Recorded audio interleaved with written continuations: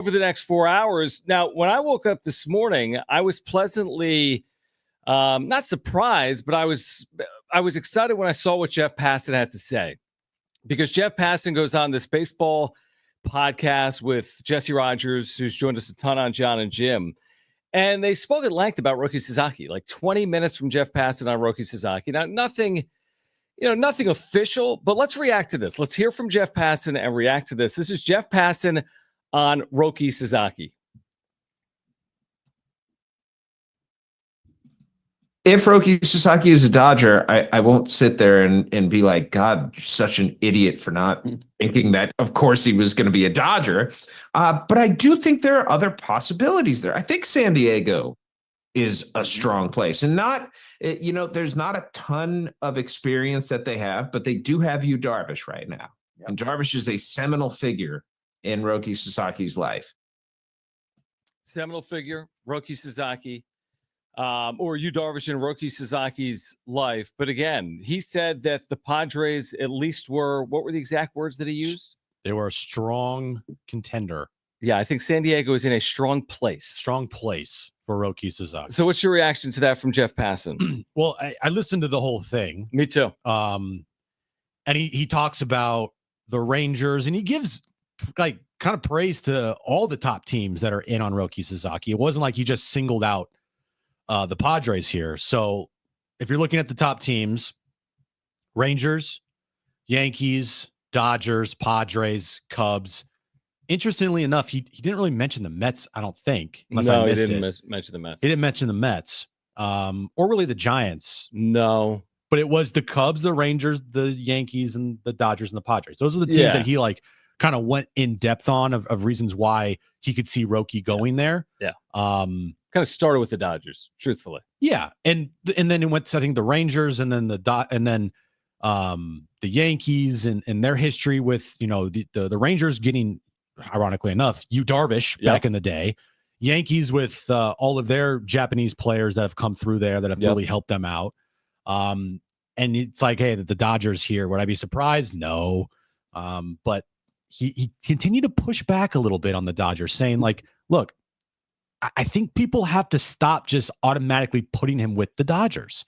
And I thought that was interesting. Yeah, and I also thought he said, I mean, to be fair, he almost pushed back on all of the speculation, whether it was the Padres or the Dodgers or the Rangers. He said, 7 years ago, we went through this exercise and no one thought the Angels were a legitimate candidate to land Shohei Ohtani, and they did.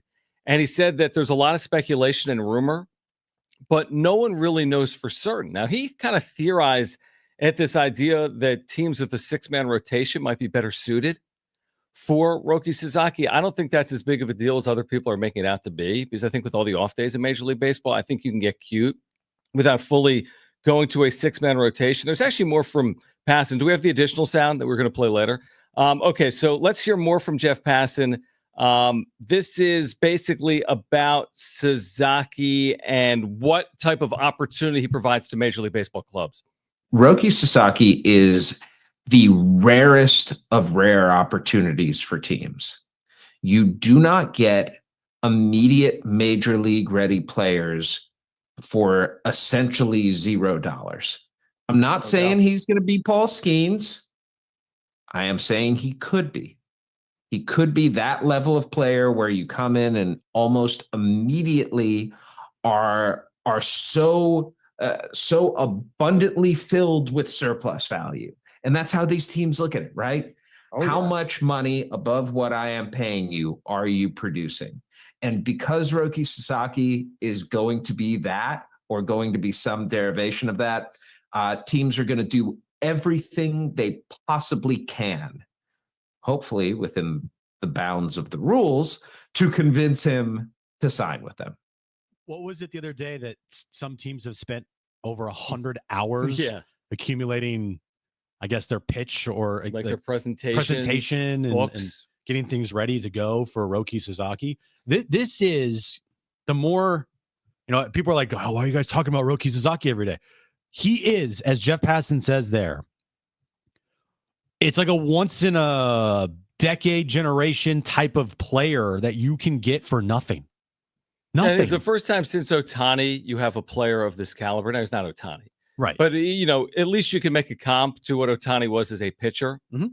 Like this doesn't happen, to your point, every year. No. Maybe it's every 7th year or every 10th year, and you get them on the cheap. You made an interesting point there at the end. Is like, hopefully everyone does this above board, which goes back to the original thinking that, do the Dodgers have a handshake deal? Because why has there been all this speculation? Now, he said there's speculation because they all end up with LA.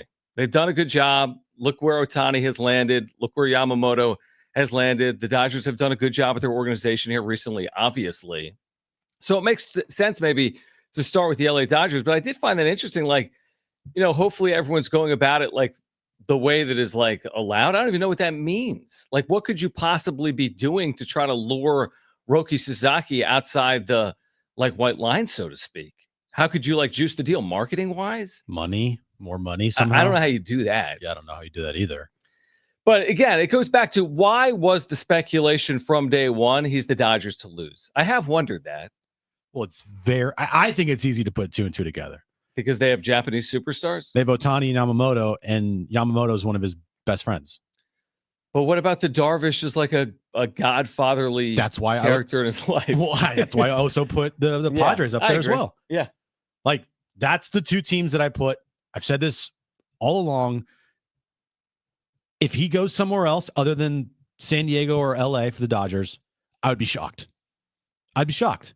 If he ends up with Texas, jaw on the floor. Would you, though? Because, again, it goes back to Ohtani. Like, wouldn't we have said the same thing with the Angels 7 years ago?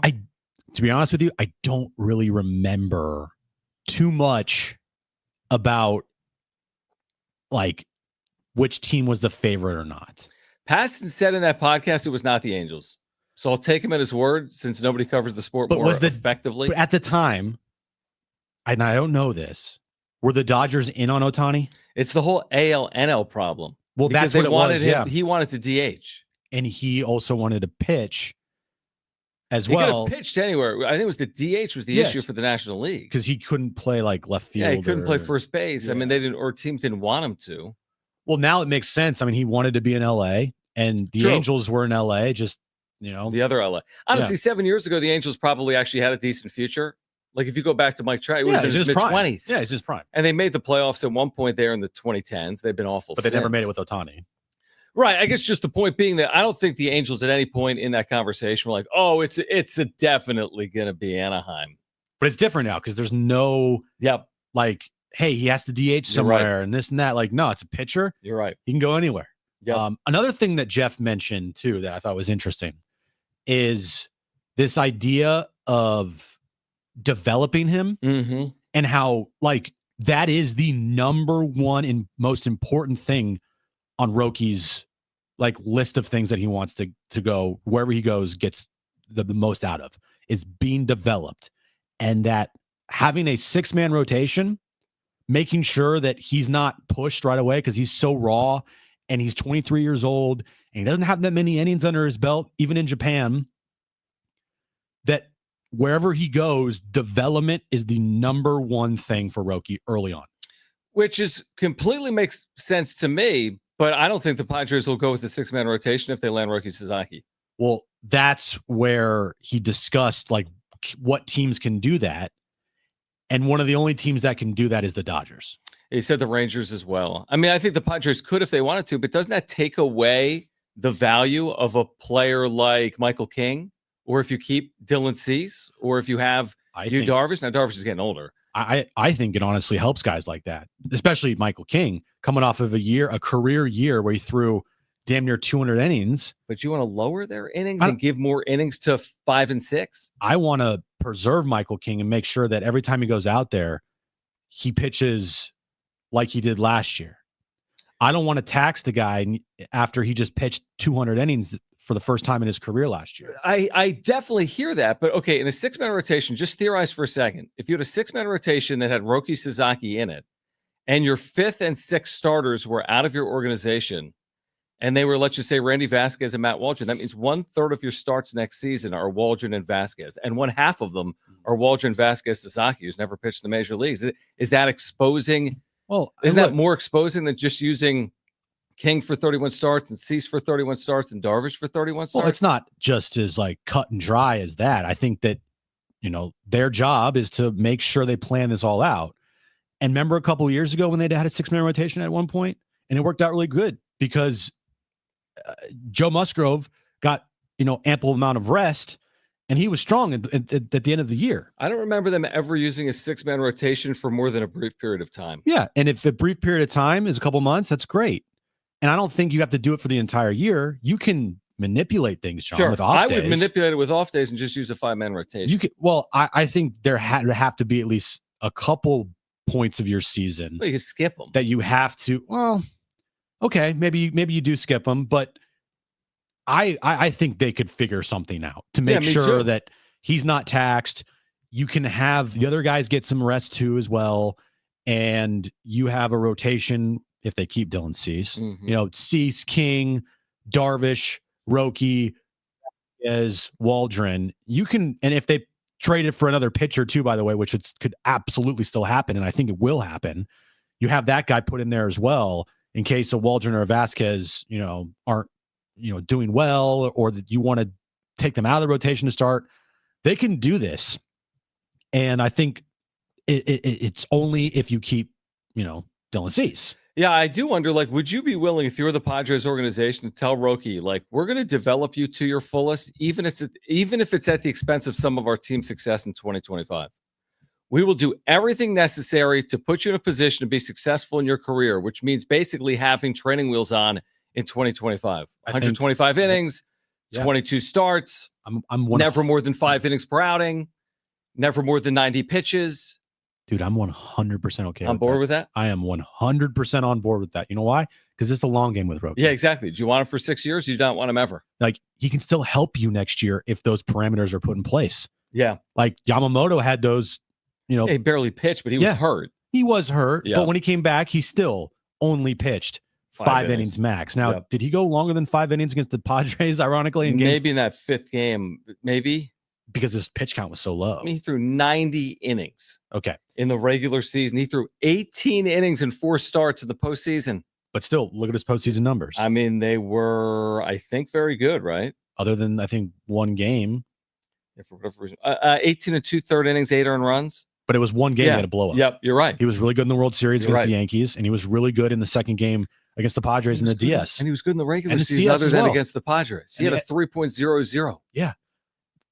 This is you can do both here with Roki. You can have him help your team next year, and you can also put the parameters in place to make sure that this is a long play here and we're developing you the right way. Yeah, let's react to that on the other side. Again, it is New Year's 2025, January 2nd. Jon and Jim back with you. We're going to be with you until 6 p.m. We do have Aztec basketball tickets to give away today. Stay with us on Jon and Jim.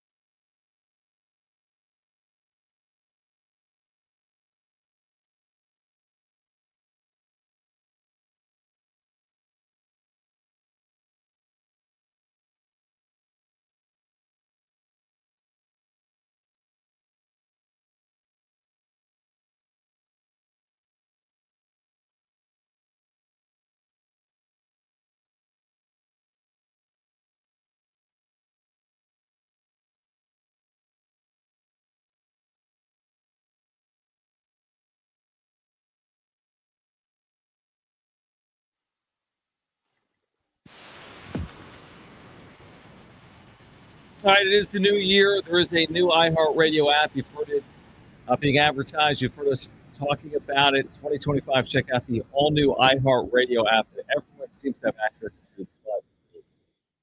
Why is I don't know. Am I like blackballed from the app? Probably. Does my email still work here? Does it? I have no idea. I have no idea. You're like that little Caesars commercial, and everyone gets cheesy puffs except for Kittle. Everyone gets them except for you, Kittle. I mean, everyone's had access to it for like weeks. I'm fine with it. I still use it either way. Like It's not like you can't use it. You can still use it. right, yeah. So for some reason, I don't get the new iHeartRadio app. All right, we're reacting to what Jeff Passon said earlier today on the podcast. That was, I think, San Diego was a strong place. Now, this was among comments on, like you said, the Dodgers and the Rangers and the Cubs and other teams. But they spent a good, 20 minutes? 20, 25 minutes on this? I would say so. Jesse Rogers and Jeff, Yeah, like Jesse Rogers was the one that put the Padres at the top. He even finished the conversation by saying, so is it down to are the Dodgers and the Padres the favorites? And that's when he went on this whole soliloquy saying, well, I don't think the Angels were the favorites when they got Ohtani. So I'm not willing to say there are two favorites right now. He just hypothesized on why LA makes sense, why San Diego makes sense. He ruled some teams out. He said Tampa ain't happening because of the hurricane. He ruled a couple of teams out. But again, I'll agree with what you said, which is I would be surprised if it wasn't LA or San Diego. I wouldn't be jaw-dropping surprised, but I'd be surprised. I would. I am envisioning him in one of two places. Right. And if he doesn't go there, I'll be like, wait, what? Huh? Right. The two favorites, and he goes to the Cubs. I mean, the Cubs, I guess, maybe you could see it because they have developed Shota Imanaga. Now, he was a rookie last year, but he was also almost 30. But still, he mentions Joel Wolf did Roki watching what Shota Imanaga did with the Cubs early last year. He was unbelievable. And he's like, yeah, I need to get to the big leagues. Yeah. And so, okay, the Cubs, yeah, it makes sense. I think the one team where I'd be like, wait, what? Honestly, would be San Francisco. That would be the one team that if he ended up going to San Francisco, I would be utterly shocked. Well, that was when I read the quotes from Buster Posey after that was publicized as they had met, and Posey was like, it was just great to meet with him. Yeah, that's great. We would love him just like everyone else. It didn't sound like the way he commented they were the number one suitor for his services. It sounded like they were pleased just to get an opportunity to speak with him. It's so funny that most of these teams, things are coming out about maybe their meetings or not. Yeah. Nothing from the Padres. It's been really quiet. Is that a credit to them, or is it a little weird? How do you think Jeff Sanders got that information? Probably by Joel Wolf. From the agent as opposed to the organization. Yeah, I doubt he got that from the organization. I think he got that secondhand. He held a glass up to the wall. Yeah, he was. Yeah, it's interesting that's a good point. I mean, we haven't heard Kevin. Kevin's MIA again. Dennis is MIA again. I mean, it is the holidays. It is, but Preller never sleeps, so you should never sleep. We're here, so you have to write an article for us, man. No days off. We're on the air for 4 hours, so without an article from Dennis Lin or Kevin Acee, we're just sitting here twiddling our thumbs, pretty much, and basically praying for Jesse Rogers to do a podcast with Jeff Passon. Yeah, maybe. And Ben Fadden to tweet about it, so I don't have to listen to the whole thing. Maybe a little less Christmas and New Year's and a little more reporting, guys. Jeff said, by the way, here's another thing he said in there. He said we'll turn our attention to spring training once we get an answer, January 16th or 17th. Yes, he did say it. So he's basically saying there's no, now again, you're only talking about an 8-day window. He has to sign by the 23rd. Well, we know that it will happen during that week. Once the 15th hits. But he was it'll happen within a day. I don't know if it will be actually on the midnight? 15th, midnight, just probably 6 a.m. Pacific. You'll sleep for 5 hours. It's NBA free agency. It's NFL free agency. Second hits midnight. You get 12 people sign. It's wait, tampering. Do you think we'll know before January 15th? Do you think a report will come out before January 15th from Jeff Passon? Report. Once posting period opens officially, he will sign with? No, I think we're going to all find out together. Okay. After he'll report it. Yeah, I agree. But it'll be the 15th or later. Yeah. But not the 9th. It won't be beforehand. Yeah, I agree.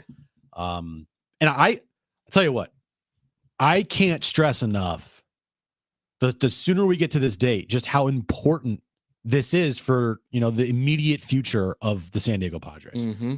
I think some people might be downplaying it and not wanting to talk about it because, no, it's nothing's happening. Like, no, you have to realize that the Padres have made 0 significant moves this offseason. You know why?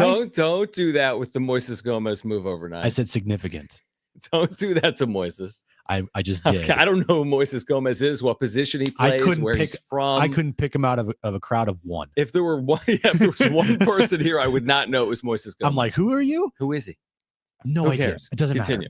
matter. Moises Gomez doesn't even care. Who he is? Maybe he does, but still, I digress. This means everything because they are essentially waiting to make their offseason moves, it feels like, for Roki's decision. Mm-hmm. When Roki makes his decision, that's when you're going to see AJ Preller act. That's what I believe. I agree. I don't know that to be fact. I just feel that way, that once Roki makes his decision, then you're going to see a domino effect with the San Diego Padres. And it's like, we got, 2 folders in front of us. Here's folder A if Roki picks us. Here's folder B if Roki doesn't pick us. And once it happens, then we're going to go with that, course of action here. And it's so important, guys. It is so important. I don't think you should have anybody tell you it's not, because you land Roki Sasaki, the next 6 years minimum of your franchise could change because you just landed like a superstar phenom 23-year-old pitcher out of Japan. Does it have any impact in the future of a Korean infielder that spent the last 4 years with San Diego? I know he's not Japanese, but there's reporting on Hassan Kim. And the reasons as to why the Padres may want him back, they're different than you would expect. We'll share those reasons with you on the other side here until 6 p.m. Aztec basketball tickets for Wednesday night against Air Force at Viejas Arena to give away. It's Jon and Jim.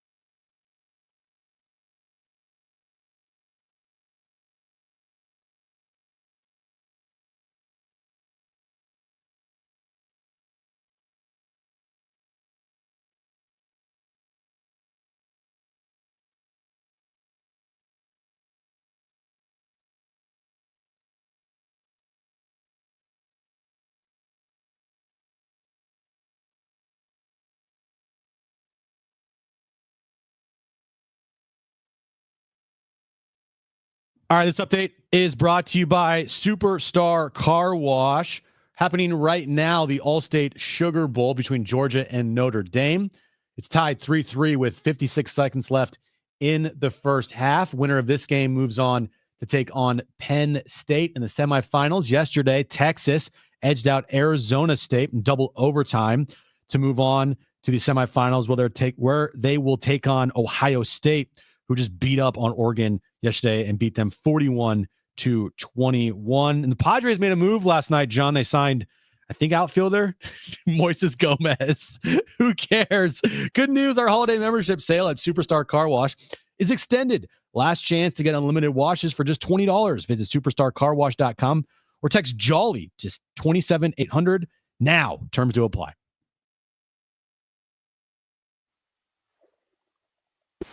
All right, we've Aztec tickets to give away for next Wednesday against Air Force, which is 6 days from now. San Diego State does play Boise State on the road Saturday at 1 Pacific. Our pregame coverage will begin at noon. That's a huge game we'll get into at some point between now and 6 p.m. If you were to bring back Hassan Kim, give me the primary reason as to why. Just make the case to bring back Hassan Kim. I don't think it's overly hard, but how would you pitch it if you were AJ Preller and you went to John Seidler and said, I think we need him? Depth is an issue. We have to trade Luis Ariz, or we're trading Luis Ariz. He's versatile. He's a good defender. He's been at times a plus offensive player. I mean, he's held his own offensively. He's a plus defender. He'll be much more affordable than a guy like Luis Ariz. He doesn't have the future. Doesn't even have close to the bat that he has, but defensively, he's another tier, 2, 3, 4 tiers above Luis Ariz defensively. That's my pitch if you want to bring back Hassan Kim, but you're also not going to be seeing Hassan Kim till potentially the middle of next year. Right. Because he's coming off a significant injury, which at the time they said might be a week. And it's going to turn into almost a year. Let me just say this. Right? Classic Padres. Just like classic Padres when it comes 10 days. When it comes to injuries. They always do this. Every single time someone's injured, 10 days. Oh, it's fine. Boom, Tommy John, torn labrum. I mean, it's 300 days. Yeah, he had surgery in October. They are, at least since I've been covering them, one of the worst franchises when it comes to diagnosing injuries and relaying injuries through the media to the public. Yeah, I agree with that. Awful. Well, I found this actually interesting. We so rarely quote anything written by Tom Krasovic because he doesn't really write on the Padres. It's like we don't really cover the Chargers. He just does like opinion pieces. Right, but he actually wrote an article that was then picked up by Sports Business Journal. And listen to this as to the reasons as to why the Padres, according to Tom Krasovic, would bring back Hassan Kim. The Padres' business connections in South Korea could boost the chances of free agent shortstop Hassan Kim resigning. Kim's popularity and business value make him a key asset for the team. Stop. Not his play. Stop. But his popularity and business value make him a key asset for the team. I was honestly surprised when I read that. You bring back somebody just because they're a popular player, you're done. You're done. I'm sorry. It's always Is he the a player worst. or a mascot? It's always the worst way to do business. And by the way, Hassan Kim is not going to be dirt cheap, even off injury. Like you're gonna contribute real funds and dollars to Kim. Like what would we even theorize on Hassan Kim right now? If he was fully healthy, he might get a contract around $80 million, like 20 a year, right? For 4 years, potentially. So let's say even in the neighborhood of 12 to 15. I mean, that's a lot of money for the Padres. 12 to 15 million dollars per year. If it was that his opinion, whose opinion was that? I don't even think it was an opinion. Is the point? It was just like reasons. Well, someone Padres CEO Eric Rupner has said Kim created business opportunities for the Padres in South Korea, where Padres game telecasts are aired throughout the country. Okay. That's great. And the chances of the Padres keeping him improved last month when the Giants signed Willy Adames. Okay, I guess. He's not a really great player. He's hurt and he can't hit. Like other than that, I was the play. If any team ever brings in a player just because they're popular with the fan base and they're not that good, then you have already lost. Yeah, I just don't understand that line of thinking. If someone told me, hey, they really want Hassan Kim back, and here's why, and they said versatility, plus defender, still could grow offensively, he's still in his 20s. I mean, I could make a case for Hassan Kim. I've argued before, I don't think you need to keep him. I understand not retaining Hassan Kim. I think with the needs you have, like what am I taking right now, Jerkson Profar for the next 2 years? Or Hassan Kim for the next 2 years? I'm taking Profar. So that's my preference. Me too. So I'd prefer Profar over Kim. I'm not going to be upset if they re-sign Hassan Kim, but I don't think the reason to re-sign Hassan Kim is we do business in South Korea. Right. That is the worst reason why to bring back any players, because they help generate revenue because fans chant Hassan Kim. Like what? Which I like. Yeah, it's great. It's a great chant. They're going to draw either way. Yeah, trust me.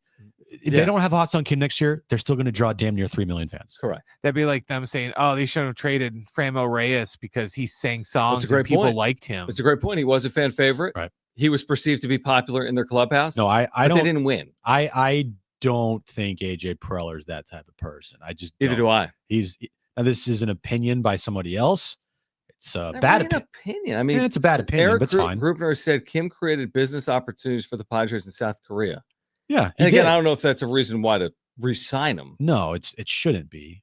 And AJ Preller is not going to fall for that. He's going to bring back a guy, or at least try to bring back somebody that he thinks and feels that could help this team on the field. He's not going to bring back somebody because Eric Grubner went down to him and said, "Hey, this guy generates a lot of revenue for us in South Korea." And that's also a bad way to run a baseball team. Like, let the GM do his job. He will. You know, but I'm just saying sometimes ownership gets involved. I mean, tons of teams. Look at the Dallas Cowboys. I mean, there's a zillion examples of ownership getting involved. Sometimes it's a positive, other times it isn't. But I think AJ Preller, based on his body of work in 2024, he should be making the decisions on field. It's like in a newspaper, you've got editorial, the people that write the articles, and you have advertising. Same thing in radio. Yeah. You have people that talk on air, me and you. You have people that sell radio spots. Advertising shouldn't come to us and be like, "Don't talk about this," because we're talking to someone in advertising. Right. That's not typically a good business model. Eric Grubner should have nothing to do with baseball operations. Nothing. I agree with that. And sometimes you feel like he does, because he is a lot of times out there a lot and getting asked questions about a baseball team that he should have nothing to do with.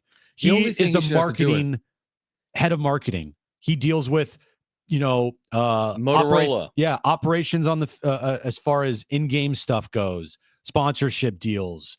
It's Star Wars night. Yeah, exactly. Bobbleheads. And they do a great job with it. Eric Grubner has done a great job on the business front. Amazing. 3 million fans. I'm sure they've increased revenues. When he took over, this is such a small thing, but I feel like it's a big thing. Like the giveaways when he took over were awful. And then since that, they've been amazing. It's just like doing the little things from a fan experience is what he has done the best. No, I agree. I completely agree with that. But it is interesting, like, as the organization evolves, and this is why I've said with 2025, if they take a step back in 2025, how much of it is about Preller? I'm not saying it's about Grubner. I'm just saying how much of it is about the organization and where they are financially and what options he has. Like, can he bring back Hassan Kim? Does he want to? Can he bring back Jerkson Profar? Does he want to? Does he need to trade Dylan Cease? Shoot, Jeff Passan said today, one of the knocks against the Padres in that 6-man rotation theory is they might trade Dylan Cease. Yeah. How realistic is it they're going to go to a 6-man rotation if they trade Dylan Cease? Give me a break. They won't. You're going to trade Dylan Cease, have 2 starters, and 4 of them are going to be from your organization. A rookie. No. So, again, that's why I think Preller in 2024 deserves credit. He gets blamed. 2023 wasn't good. But, like, if 2025 is a step back, I'm not just going to go screaming and yelling about how Preller doesn't know what he's doing, because I think there's more at play than just AJ Preller. Yeah, and actions speak louder than words. And the action of the Padres this offseason has been all minor league contracts. Completely. This guy, Moises Gomez, that we're, kind of making fun of, I don't know. But those are the moves that he has made. Mike Brousseau, not Eric Gomez, Moises Gomez. Someone else, right? The guy from Cleveland, the guy that left field option, the guy that wore the SpongeBob shoes, whatever his name is. Moises Gomez last year in 48 games for Margarita. I kid you not. Oh, nice. Hit 273, but he did have a 1009 OPS. Oh, great. And then I'm like, he played for Kansas City last year. No, independent Kansas City. The old independent Kansas City. But the thing is, my point being is, like, actions speak louder than words, and the actions of the Padres this offseason from AJ Preller should tell you everything you need to know about what is going on with the direction of this franchise, because they are not doing anything significant. And then if they continue to do that after Roki, wherever he chooses, like if they ended up trading these some players and doing that and not making any more signings, like then yeah, okay, that we know the direction of this team going forward. Or they're waiting on Roki. Probably, yeah. Because if they get to Roki and they land him, and then in the immediate aftermath make moves, they just haven't made any moves yet. Exactly. That's why, I mean, we haven't gone completely off the deep end, but am I overly encouraged when I see what the Dodgers, Giants, and Diamondbacks have done? And do I think that the Padres can replicate that this offseason? I don't. No. And if they land Roki, then I can put that on par as like, okay, the Giants made their big splash with Willie Adames. The D-backs made their big splash with Corbin Burns. It's a pretty big splash. The Dodgers, obviously, Snell bringing back Teoscar Hernandez, signing Michael Conforto, and then the Padres land Roki. That's where I'm like, okay, cool. They countered with a move that is on par with all of these other teams' move as considered like a big time splash. But until that happens, I agree. If it doesn't happen, then and even landing Roki, to be fair, is not adding Corbin Burns for 2025 or Blake Snell or Teoscar Hernandez. I know Willie they don't play the Adames, same position, but it's like that's getting you better off than you were. But you'd still have work to do even if you did land Roki Sasaki. All right, we'll get to John Isms, our new segment on the other side. Plus, still to come, we're giving away a pair of tickets to San Diego State Air Force Wednesday at Viejas Arena. In fact, we have 2 pairs of tickets to give away. We're keeping our eye on the Sugar Bowl, which is underway, an afternoon start after that terrorist attack. Notre Dame leading Georgia at the half, 13-3. We're here until 6 p.m. It's Jon and Jim.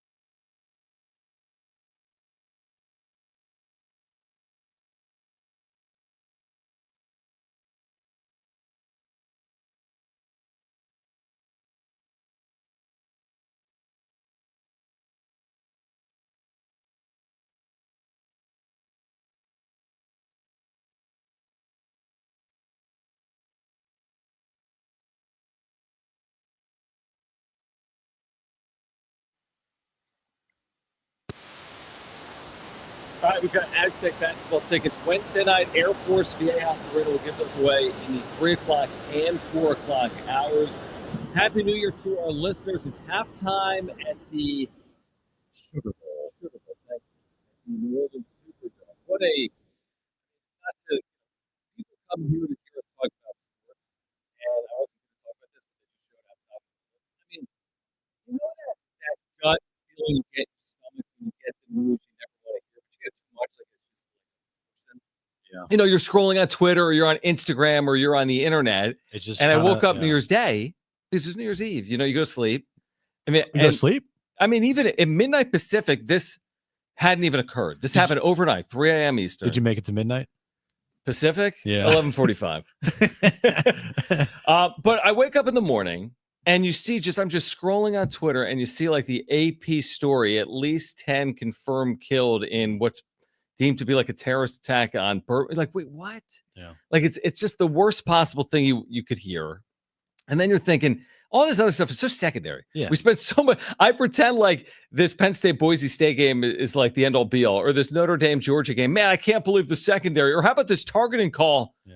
Or what should have been a targeting call against Texas. And then you see something like that and you're like, man, sports is so secondary. But then again, it's nice to get the escape with sports, which is something that maybe the Sugar Bowl is providing right now for people in New Orleans and just football fans. Yeah, it's just senseless acts and it's just heartbreaking. And the more things like this happen, the more I just like want to stay home. Like I just don't want to go anywhere. I just don't want to do anything. The problem with that though, and I everyone feels that way.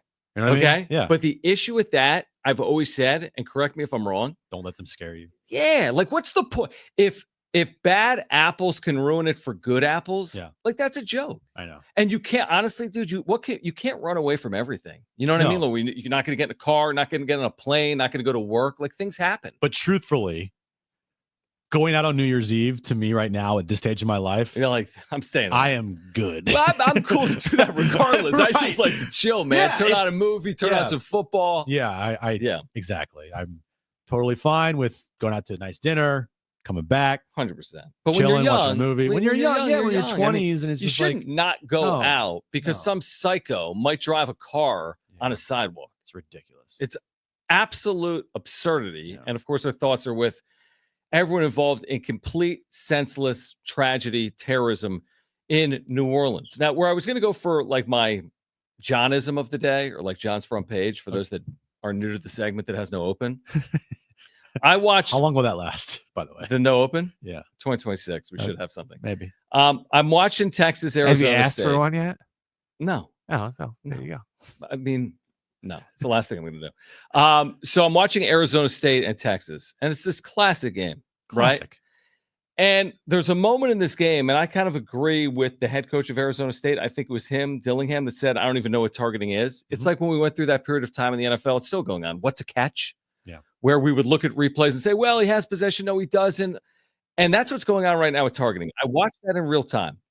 Oh, targeting. It's targeting. Yeah. There's no other way to look at it. If that's like a 12:30 game on the ACC network between Louisville and Duke, it's targeting. Yeah. If it's a Mount West game between San Diego State and Fresno State, it's targeting. But the circumstances at play there, for whatever reason, they didn't call it targeting. It basically changes the entire game. Now, I had my own issues on New Year's Day. I didn't watch that moment. What if they called targeting?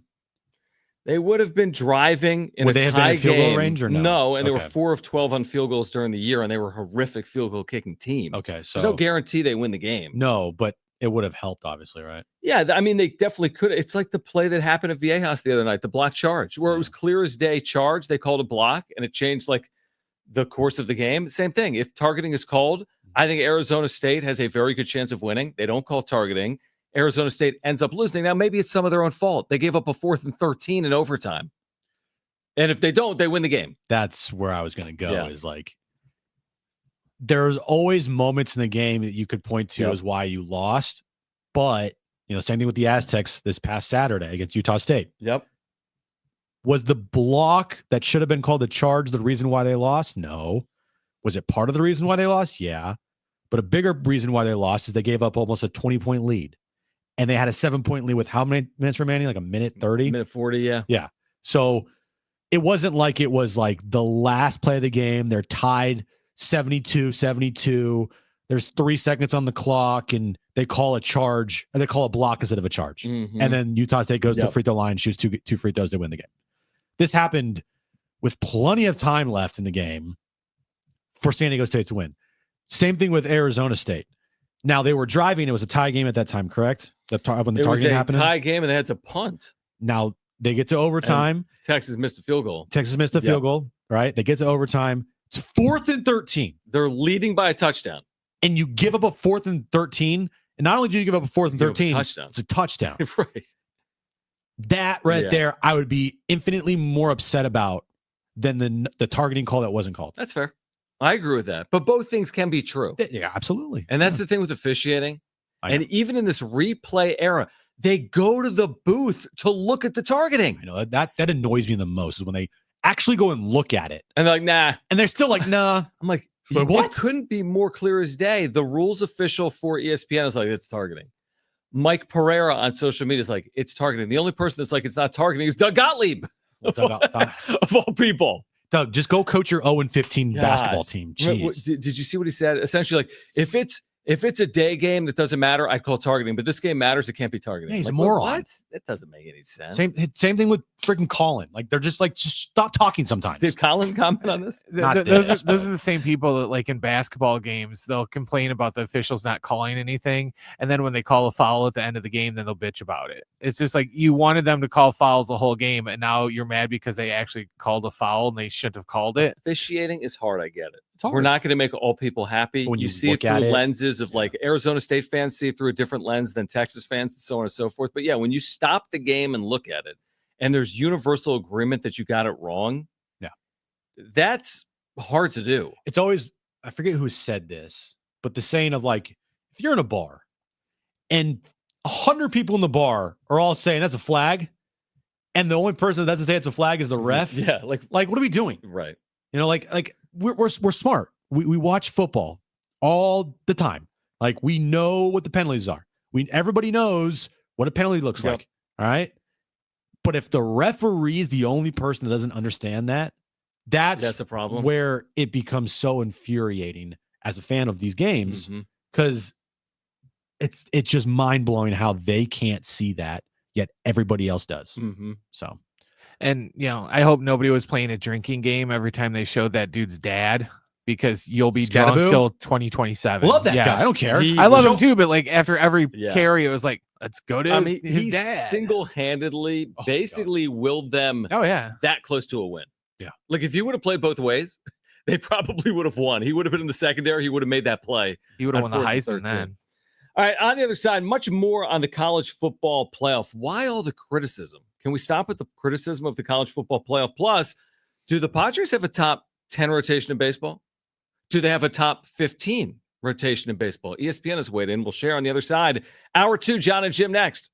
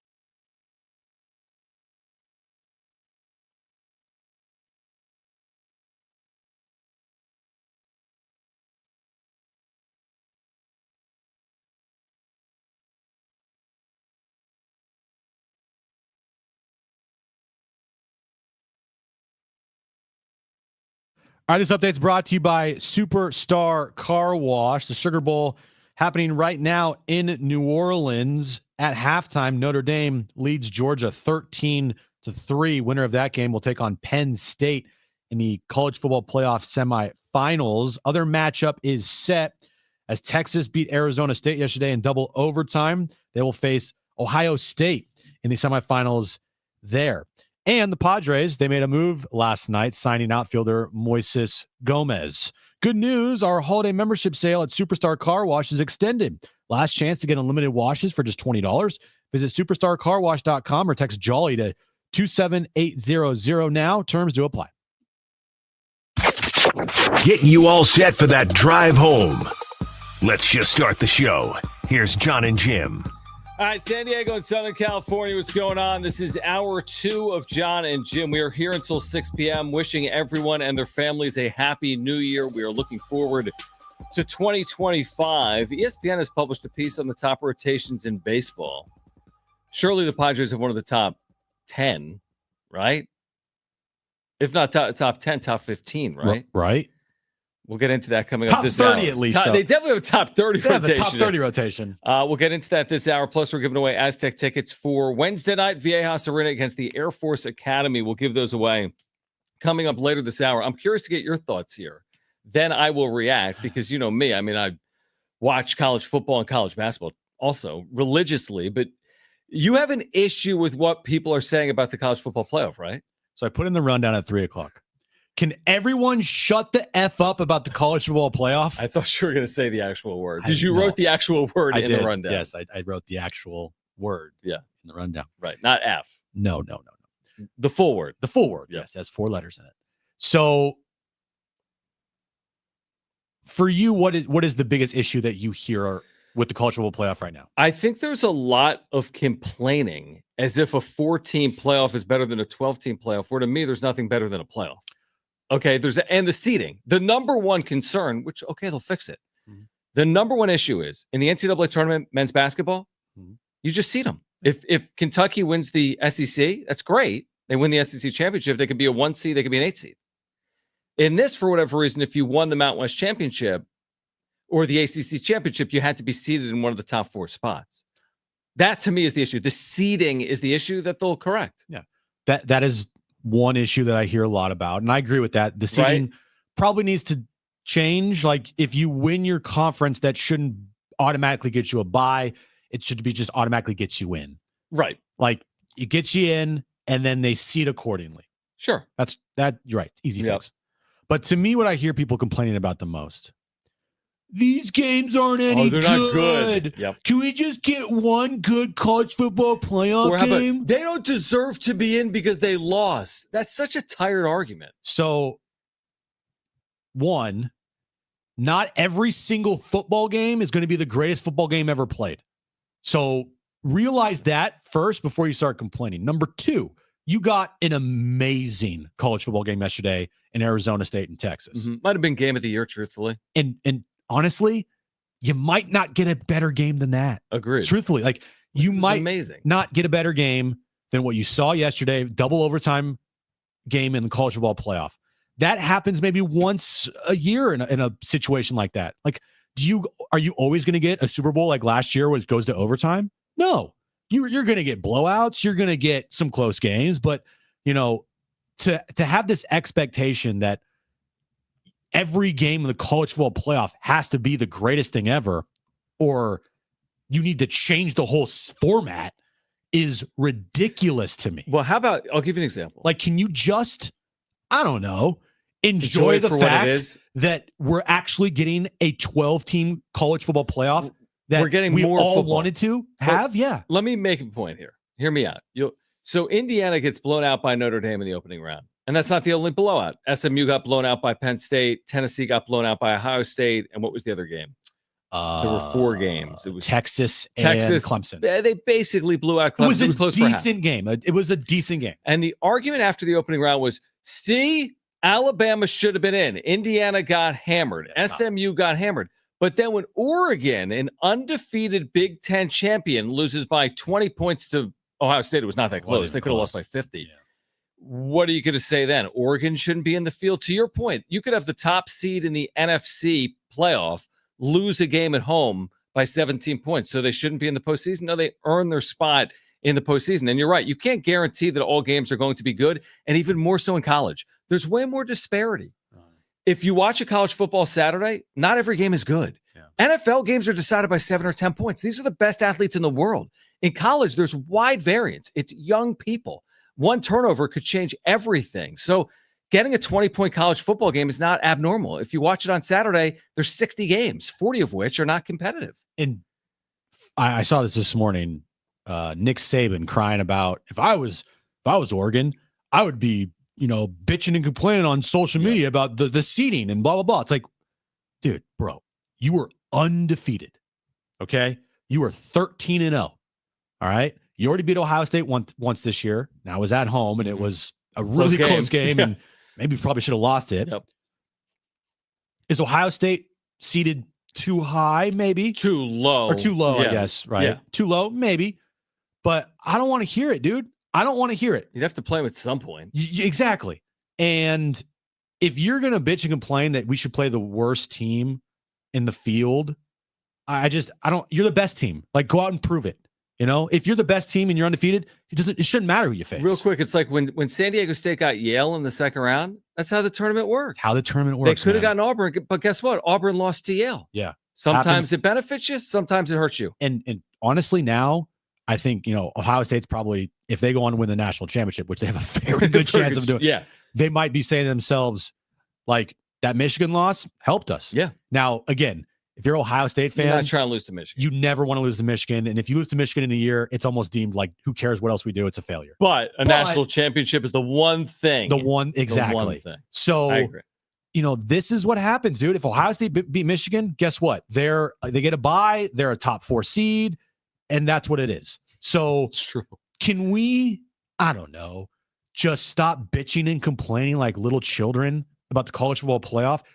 We have a college football playoff now. It will get changed. The seeding will change. That's not something I'm not worried about. Yep. But what pisses me off more than anything, and just annoys me, is when I see, like, again, I'll use an example, and I've been ripping him a lot this week, Colin on social media saying, can we just get one good college football game? Which we did. We did. So shut up. And by the way, Boise State, Penn State was a good game. Yeah. If you watched it, it was a good game. Well, he hasn't watched, but right. That's my point, is like, it was closer than the final score. Like, enjoy it for what it is. And if it's all blowouts, then it's all blowouts. Like, does it suck? Yeah, I wish we had had a good game. But it's called sports. It's not called movies. And we don't know what's going to happen. That's the best part of it. The beauty of sports. Yeah, I agree. You can't control this to have every single game be like Arizona State, Texas. Right. What I thought was funny was all those people that were on the bandwagon of, oh, Indiana didn't deserve to be there. Alabama should have been there over all of them. Where were they all at yesterday or the day before when Alabama lost to Michigan? It's just like, oh, well, okay, yeah, Alabama didn't deserve to be there. For some reason, we only do it by and large with college football. Nobody ever does that in the NFL. Nobody's ever like, I told you they weren't the 3 seed. No, they won the division. I told you they weren't the second wild card. For whatever reason, in college football, it's all people ever do forever. Guess what's going to happen now in the NFC playoffs? One team is going to be a 5 seed with 13 wins. And someone's going to be a 4 seed with 9 or something. And they're going to have every single game on the road unless a 5 or 6 seed wins. And by and large, people are okay with it. Right. Well, guess what? It's how the playoff rankings work. So the constant bitching, and I think it's over now because you got Texas, Arizona State yesterday. That was amazing. But you got a Notre Dame, Georgia game right now. That's a 17-point game. Yeah. Okay, Notre Dame's leading. You had Penn State people, again, on paper, you had Penn State win by 17. It was what was the other game yesterday? Game with a lot of time. The Rose Bowl was embarrassing. Yeah. I mean, this is the Rose Bowl, and it's 34-0 at one point. That's absurd. You'd never expect it. But you're going to look up, potentially, at the end of the Sugar Bowl, and have of the 8 games played, 7 of them double digits, maybe 7 of them like 17 points or more. But that's sport. I'm with you. It's a sports. There have been March Madness Thursdays with incredible finishes, right? The first day, that first true day, you get 5 buzzer beaters. There have been others where it's chalk. Yeah. There have been others with 6 upsets. UConn, the last two national championship games. They blew the doors off won everyone. every game by double digits. Yep. You think people are like, man, that sucked. Reseed it. I don't like it. Yeah, I agree with you. It's annoying to hear, and you just can't. It's just nothing. You can't enjoy anything. These people can't enjoy anything. It's always something that has to be this and change and this and that. And there's always something wrong. It's like there's a 12-team playoff. And I didn't hear Kirk Herbstreit yesterday saying Oregon should have been in the college football playoff getting their ass kicked. Like right. that. Even though he had an issue with SMU and Indiana, right? Yeah. It's like, you're ESPN. Shouldn't you be propping up the playoff? Why are you criticizing every piece of it? Every one of their talking heads is critical of something related to the playoff. Yeah. But once we get to the NFL postseason, nobody's going to criticize the format. Yeah. Not one person's going to criticize the format or the games. Like, I'm not like you to where like I have to watch every single college bowl game, including the Hawaii Bowl on Christmas Eve. Even I'm not like me with that, but I will throw them on. But what this college bowl playoff has done for me, because I'll watch a select few bowl games, and then when the college football playoff started with 14 playoffs, I gotta watch those games. Now it's expanded to where I gotta watch all these games. I'm on a plane here in North Carolina. I gotta watch the playoff games. Yeah, I'm coming back. I gotta watch the playoff games. Like yesterday, like I was doing things, but I had to watch the playoff games. I'm with you. So that is what I love about this, is that it has expanded the importance of these bowl games and the college football playoffs. Instead of 3 games mattering, the 2 semifinals and the college football championship. Now it's 11 games. 4 in the opening round, 4 in the quarterfinal round, 2 in the semifinals.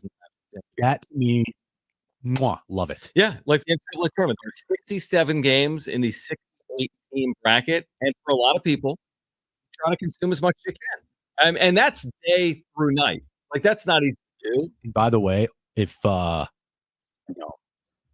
you're, say, Ohio State or whatever, say you watch yesterday and you're like, we got a horrible draw, the number 1 team in the country in round 2, then handle your business and beat Michigan. It's not that hard. And again, is Ohio State really complaining? Because they did take on the quote-unquote best, and they beat the best. Because to win a national championship, you probably will have to beat the best along the way. And if Notre Dame ends up beating Georgia here, they have a 17-point lead in the Sugar Bowl. You know what people are going to start talking about? Man, the teams with a bye didn't look good.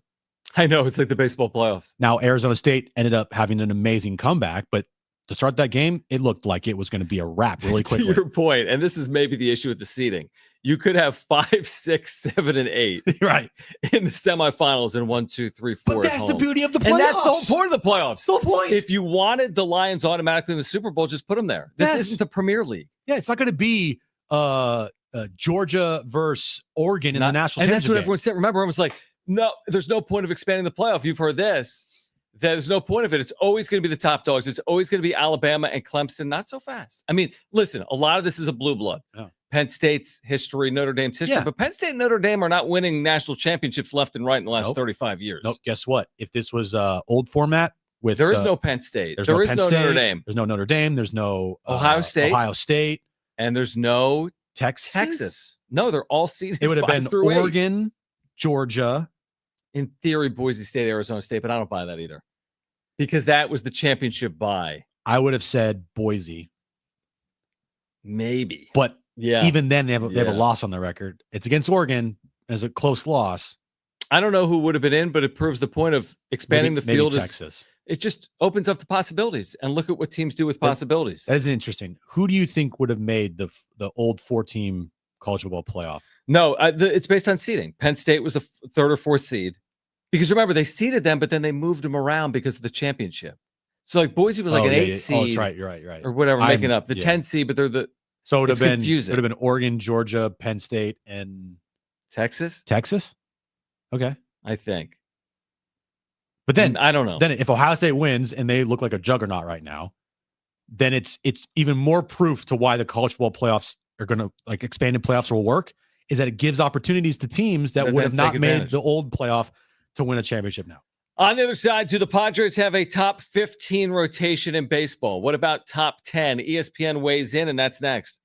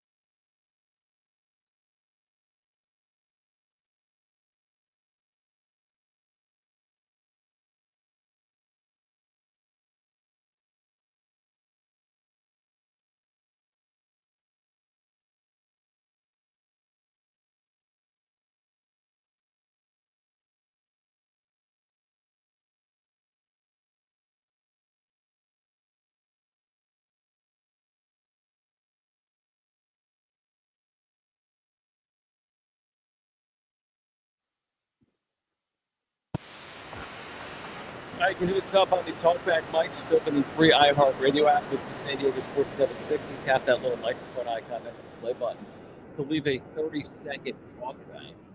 How about this? In the next few minutes, your boy San Diego State. Oh, must be nice. Aztecs men's basketball B-list, and we'll give those away in just a few minutes. All right, we're with you until 6 p.m., and I saw an article today on ESPN.com. It's actually on ESPN Plus. Major League Baseball's top 10 starting rotations. I know that Joe Musgrove's out, and I know we don't know about Roki Sasaki. So there's some question marks with the Padres rotation. So the rotation as it is right now is Dylan Cease, Michael King, Yu Darvish, Randy Vasquez, and Matt Waldron. Basically. So that top three you feel decent about. We're watching Notre Dame, Georgia. You gotta watch There was an this, epic bro. drop, right? I saw it at the corner. Oh my god. That's what they're known for this year, dude. They have had so many of these. Dude's wide open 50 yards downfield, clank off his hands. Oh my god. And they're down 20-3. This is a walk-in touchdown, potentially. Clank. It's like That's anything that can go wrong will go wrong. I might No, I'm catching that, dude. I don't know if you're catching that. I'm not catching that. You're not catching that. I'm not even anywhere. 36 drops is most in the nation, by the way. That good? Okay. So I see this article, and it's like top 10 rotations. In fact, they even have 5 teams honorable mention. The Padres are nowhere to be found. Wait, what? The pitching factory, the San Diego pitching factory. Does it include bullpens? Rotation. Just rotations. And I'm with you. Their rotation should be good. San Diego's rotation is good. Or bullpen is good. You got a top 5 vote Close getter for Cy Young in Dylan Cease. Mhm. You have a guy that had a sub-3 ERA in Michael King. Yu Darvish in the postseason last year was incredible. So now you're saying staffs. This isn't staff. This is just rotation. Oh, but now you're just saying rotation. Okay. Just my rotation. Okay, but that's only 3/5. Matt Waldron for half of the year was really good. Remember, without Matt Waldron, like they don't make the postseason. And I think Randy Vasquez, he had some really decent outings for the team. Like he wasn't a scrub. He didn't go out there and have a 7 ERA. He had a 4 ERA. That's a decent rotation. Okay, well, not decent enough for That's better than ESPN decent, in my Plus. opinion. Here's the top 10. Okay. Do you want me to begin at 10 or 1? 10, please. Chicago Cubs. We're not going to rank all these. We're not going to go into great detail, but just hear me out. Okay. This is the top 10 from 10 to 1. Cubs, Astros, Rangers, Twins, D-backs now with Corbin Burns is 6th. Okay, the Merrill Kellys, the Zach Allens, right? The New York Yankees, Cole Fried, etc. The Dodgers are 4th. What? This is my concern with them getting Roki Sasaki too, because they're putting Yamamoto, Snell, Glasnow, Ohtani, Gonsolin, Dustin May. That's top 4th? 6. Someone's better than that? Atlanta, Chris Sale, Renato Lopez, Spencer Strider, right? Ian Anderson. Strider's coming back. Yeah. Phillies is 2nd. Wheeler, Nola. Yeah. Ranger Suarez, Jesus Luzardo. They just got right? him, yeah. Number 1, one of the best teams in baseball traditionally, the Seattle Mariners. I joke. Okay, they have the number 1 rotation in baseball per ESPN Plus. So there's your top 10. Wait, the Mariners do? Number 1. Number 1 Excuse in me? baseball. Logan Gilbert, Luis Castillo, George Kirby, Bryce Miller, no relation to the columnist at the UT, I don't think. Brian Wu, Emerson Hancock. So I'll give you top 10. Hold on. Here are 11 through 15 in no particular order. Okay. No, in order. Do it. Yeah. I'll give you 15 to 11. Okay. Mets, 15th. Brewers, 14th. Red Sox, 13th. Royals, 12th. Rays, Tampa Bay Rays, 11th, which means the best possible slot that the Padres could be in, according to ESPN Plus, is 16th. That's ridiculous. That's what I thought. That's a ridiculous list. Whoever did that's an idiot. Is it based on depth? You have 2 top guys in your rotation, one who threw a no-hitter last year and was 4th in Cy Young voting. Another dude who, oh, by the way, had 13 or 14 strikeouts or whatever it was in that was awesome. His first playoff game against the Braves. What was the number? Was it 14? I'm drawing. Yeah, I'll look it up. Look it up. Yeah. I'm going to say it was 13. 13, I agree. This is still unbelievable. And Yu Darvish? Like, what are we doing? That's a stupid list. It's a stupid list. And that's why I hate these lists. You don't like lists? But no, it is it's January. It's stupid. I know. There's nothing to talk about. But it's stupid. Like the power rankings, like dumb list that people actually like talk about and and like get mad over. Right. I can't find it for someone put in the chat. How many? JD's third says 14. Yeah, I think it might be 14 because it was like a. That's a ridiculous number. Okay, it's a dumb That's list. a ridiculous. It's a dumb list. I agree. Yeah, whoever did that list is a moron. That list was compiled by John Schaefer and Jim Russell. I'm just kidding. That list, who did compile it? No, it's like Fangraphs, dude. That was stupid. Bradford Doolittle, ESPN staff. Hey, Bradford, but hear me you're a out moron. for 1 second. Here's what they did. Listen to this. Bradford. When name's their kid Bradford. Listen to the methodology. Consensus projections from Fangraphs and Baseball Prospectus. Then they use the projections, rotation depth. Who knows? It's a joke. I'm with you. But anyway, my point is, this goes back to our conversation about the pitch to Sasaki. Hey, we're ready. Hey, everything's set. Hey, Niebla. Not according to Bradford Doolittle. John, I don't think. I know. I'm with you. I don't He think. sounds like he should be an old Southern lawyer, Bradley Doolittle. Oh, yeah. Or Bradford. I don't think that who is in the rotation is going to matter more than where can I get developed the best at. I agree. Like, I just don't think that is going to play much of a factor, or at I least agree. it's not going to be more of a factor than where's the best place for me to develop. That's why I'm still holding out hope because I looked at these pitching rankings and it's not the staff. I think the Padres staff with the bullpen and the Robert Suarez's of the world in the back end they have, I think they're clearly top 15. I mean, if they don't have a top 15 staff, they have problems.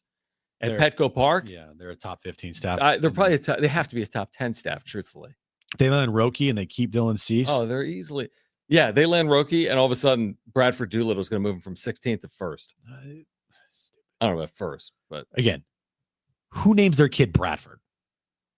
the Doolittles. That's true. Apparently. All right, call right now. Caller 5. You're going to see San Diego State men's basketball against the Air Force Academy Wednesday night at 7:30. Kick off the new year with the Aztecs at Viejas Arena. San Diego State and Air Force. Caller 5. You're going. You can hear it on San Diego Sports 760. 877-767-4760. Call right now. Caller 5. 877-767-4760. You are going. Call right now if you want Aztec tickets against the Air Force Academy on Wednesday night. We're here until 6 p.m. Much more to get to. Stay with us on Jon and Jim.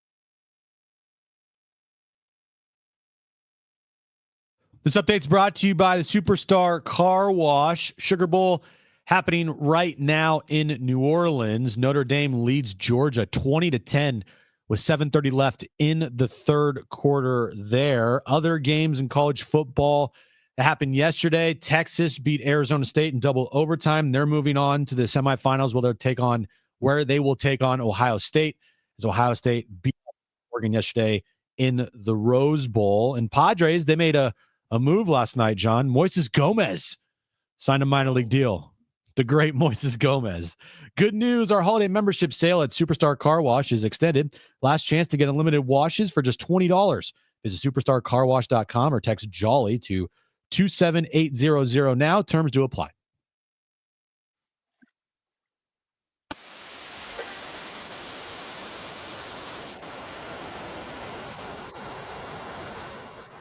All right, Jon and Jim back with you. Happy New Year from all of us here at San Diego Sports 760.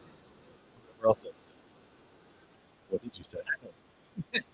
Here until 6 p.m. We have more Aztec tickets for Wednesday night against the Air Force Academy. They do have a really big game Saturday against Boise State. San Diego State, Boise State in Boise. Aztecs have lost 6 of 7, believe it or not, to Boise State in men's basketball. So a big game for the Aztecs. I think it's too early for the bracketology talk. That's how I spend my February, basically bothering Jim and bringing out a bracketologist. It's too early? For you it is. I mean, not for me. Obviously, for you, though, I thought there's no such thing. How many times have you looked at Ken Palm the last week? Not a lot because of last Saturday's result. Yeah. And I went to bracketology from Lunardi, who never gets it right. And he dropped them to like a 10. He's got them as the 8th. He's got them as the 8th to last team in. Whoa. Sometimes Ken Palm's full. Yeah. The point is, and I've said this and you've said this week, they don't have a ton of margin. Now they're in the field. Not in the but conference, there's not a lot of margin. Yeah, there's more landmines than there is opportunity. That's the thing. So you're going to have to pick someone off on the road.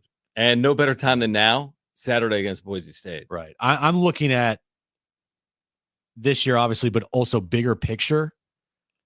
You know, it's a super young team. Mm-hmm. Their starters, other than Nick Boyd, it's like sophomore, freshman. Yeah, Like, Miles Berger is a redshirt sophomore. Yeah. So it's an incredibly young team that if, and it's a big if, you have a majority of them returning next year. Right. The if you're saying is because we're in this portal era. Right. You just don't know. You don't know. Yeah.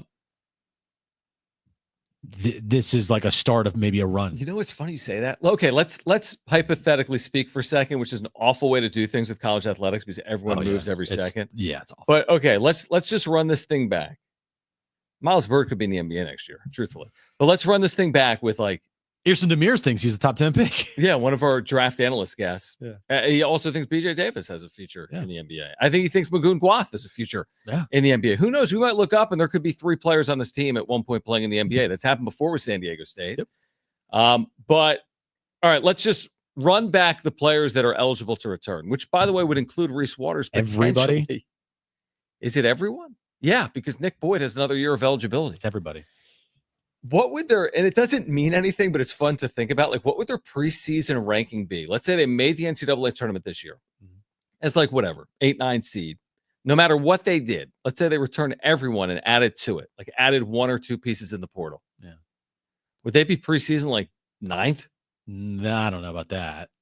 Okay. Depending preseason like 16th? Depending on what their schedule would be. Yeah.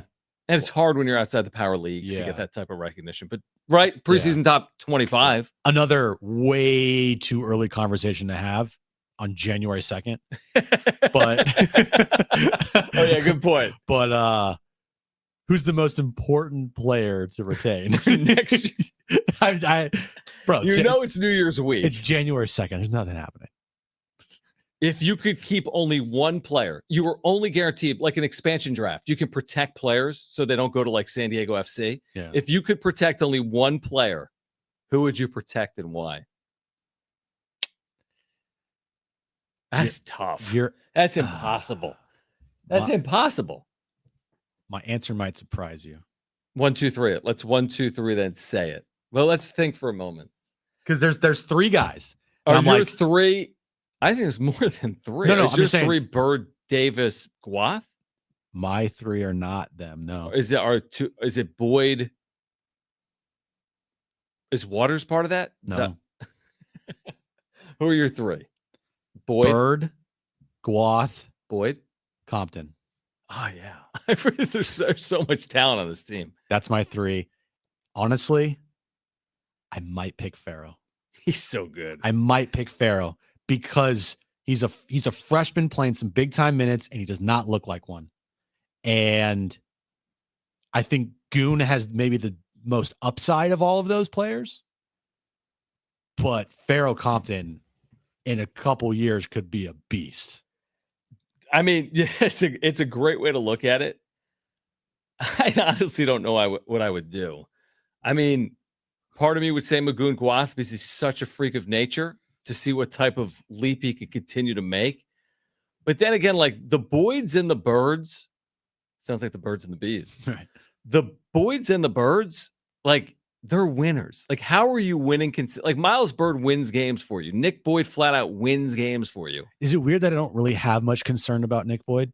Because you think he'll be back. Like talking to him, his mindset is so in tune with the mindset and the philosophy of San Diego State that like I know. I don't envision him being like, yeah, I need to go here for some more money. In this world, man, it's so hard to predict anything. When Elijah Saunders entered the transfer portal late last year, I know. I was at a banquet celebrating last year's team. And I remember, I think even like Lamont Butler was on stage, like it's either going to be turn pro or come back. And a couple of days later, everything changed because he was offered probably money that very few people in their lives are ever offered. Yeah. But I also do think that like, say the Aztecs make tournament this year and they like win a game and then lose in the second round. Mm-hmm. I think you could see like a bunch of these guys saying we're coming back, because we have unfinished business. We want to make a run in the tournament. We feel like we can. Plus, like Mesa Foundation's done real good work. This Players Era Festival. They're donating some of their NIL money to the food bank. Feeding San Diego, which is an amazing cause. But they also have at least, they got $1 million from Players Era this year, 1.15, and they're going to get it again next year. Yeah. So if you come back, you're getting that. Right. And if you come back again, you're getting it the third year. Right. So that to me is a feather in their cap. Who's your player? Oh yeah, who did you choose? I chose Farrow. Like I know it's not maybe. I think everyone's like, oh man, that's hard, dude. Magoon That's such a hard question. Nick Boyd or I hate Miles Bird. It's too good of a question. On January 2nd, baby. It to me is probably between Boyd and Bird. Really? Because I just think these guys flat out win at a high level that you have to have. Yeah. And I think the other guys are leaders too, but college basketball is guard oriented. Right. It starts at guard play. But that doesn't mean that they won't come back. I'm just saying like you have to guarantee he returns. This player guarantees returns. Other players could return as well, but it's not like a guarantee. But the player that you pick, that guy's coming back. When you say it that way, it might be Magoon Guath. Because we're scratching the surface here. See, I would say Magoon after next year because I think he's still so raw. Right. By third year, the guy's going to be incredible. That he could go somewhere else, but I think that it might be after next season, not after this year. Could be wrong. But right. You're saying it still could be a couple of years before he's like, makes whoa, the big category. Yeah, because I think what the pitch would be is like, you're still very raw. You can transfer, and we're not going to tell you can't, and you can make your money. But it probably would behoove you to develop and continue to develop here so you can get that big time NIL payday. Potentially. It's interesting. What do you guys think? 70470, start it with team. If you were starting San Diego State season next year with one player, who would you start it with?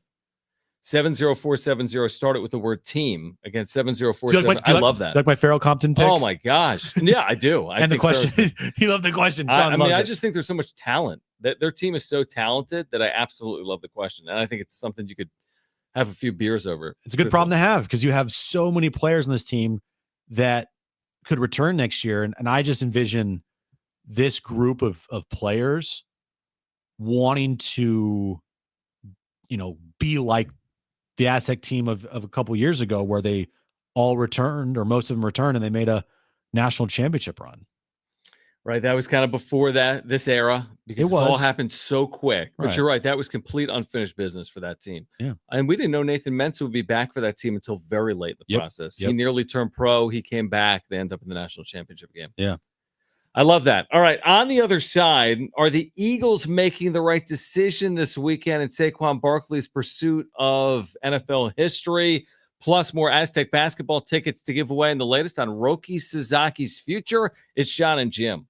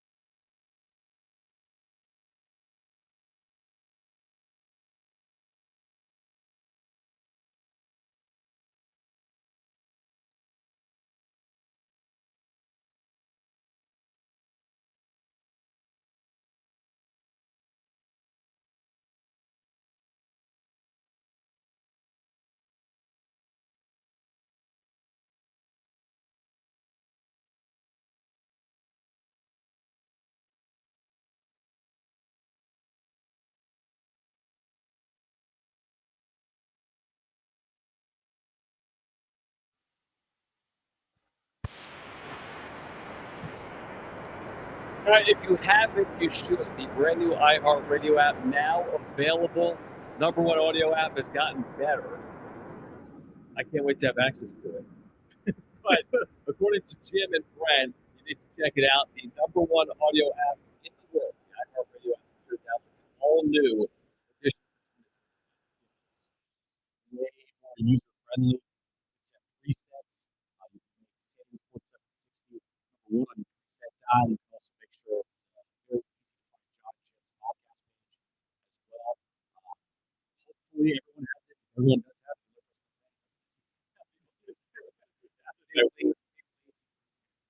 One of the most annoying things outside of work is that you always have to like type Jon and Jim into like the search engine to find old episodes or whatever.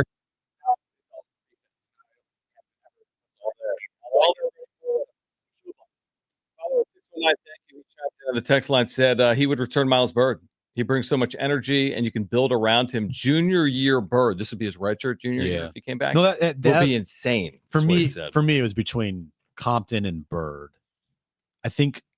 Well, now the more I think about it, maybe Bird is my guy. Bird's such a good player, and he's improved so much from last year to this year. Yeah, he makes huge plays, and he's such like a ball of energy. And he's only getting better, and he's so lanky, and his wingspan is. And when he fouled out Saturday, crazy. That also was a part of it. Yeah, he fouled out Saturday, and then they had that lead evaporate in the final 90 seconds or so. All right, so the Philadelphia Eagles are making the right decision. Let's be honest. I mean, I think it would be easy. I think Saquon Barkley walks out of bed with 101 yards against the Giants. I think that happens 98 out of 100 times. I just do. But this is professional football, and guys get seriously hurt. Barkley has missed a year previously due to an ACL. They're all human beings. Even though you watch them on Sundays and Saturdays and they look like, Superman, they really do. There's some incredible athletes, and Saquon Barkley is one of them, and he's put together an amazing season, and I think he easily does it. I really believe that. I think it would be laughable to do it against the Giants and set the record. I bet he could do it in a half. He might do it in a quarter, but you can't risk it because the season means more than any one player's accomplishment. That's the whole point of team sports. So I started last night watching Squid Games 2. Okay. Okay. Can't wait to hear this transition. All right. Yeah. All right. And it was dead. But by the way, first couple episodes so far for me, really good. I loved it. I think I saw the first season and it was really good too. I liked I loved the first season. Mm-hmm. I think the people that have kind of taken that and made their own thing out of it, like it's gotten a lot like calm down. But season 2, go explain that for 1 second. Like Mr. Beast, all he does now is like Squid Games games. Oh, it's like, hey, would you take $50 million to live at a grocery store for 3 years? Yeah, and I get it, whatever. But anyway, yeah.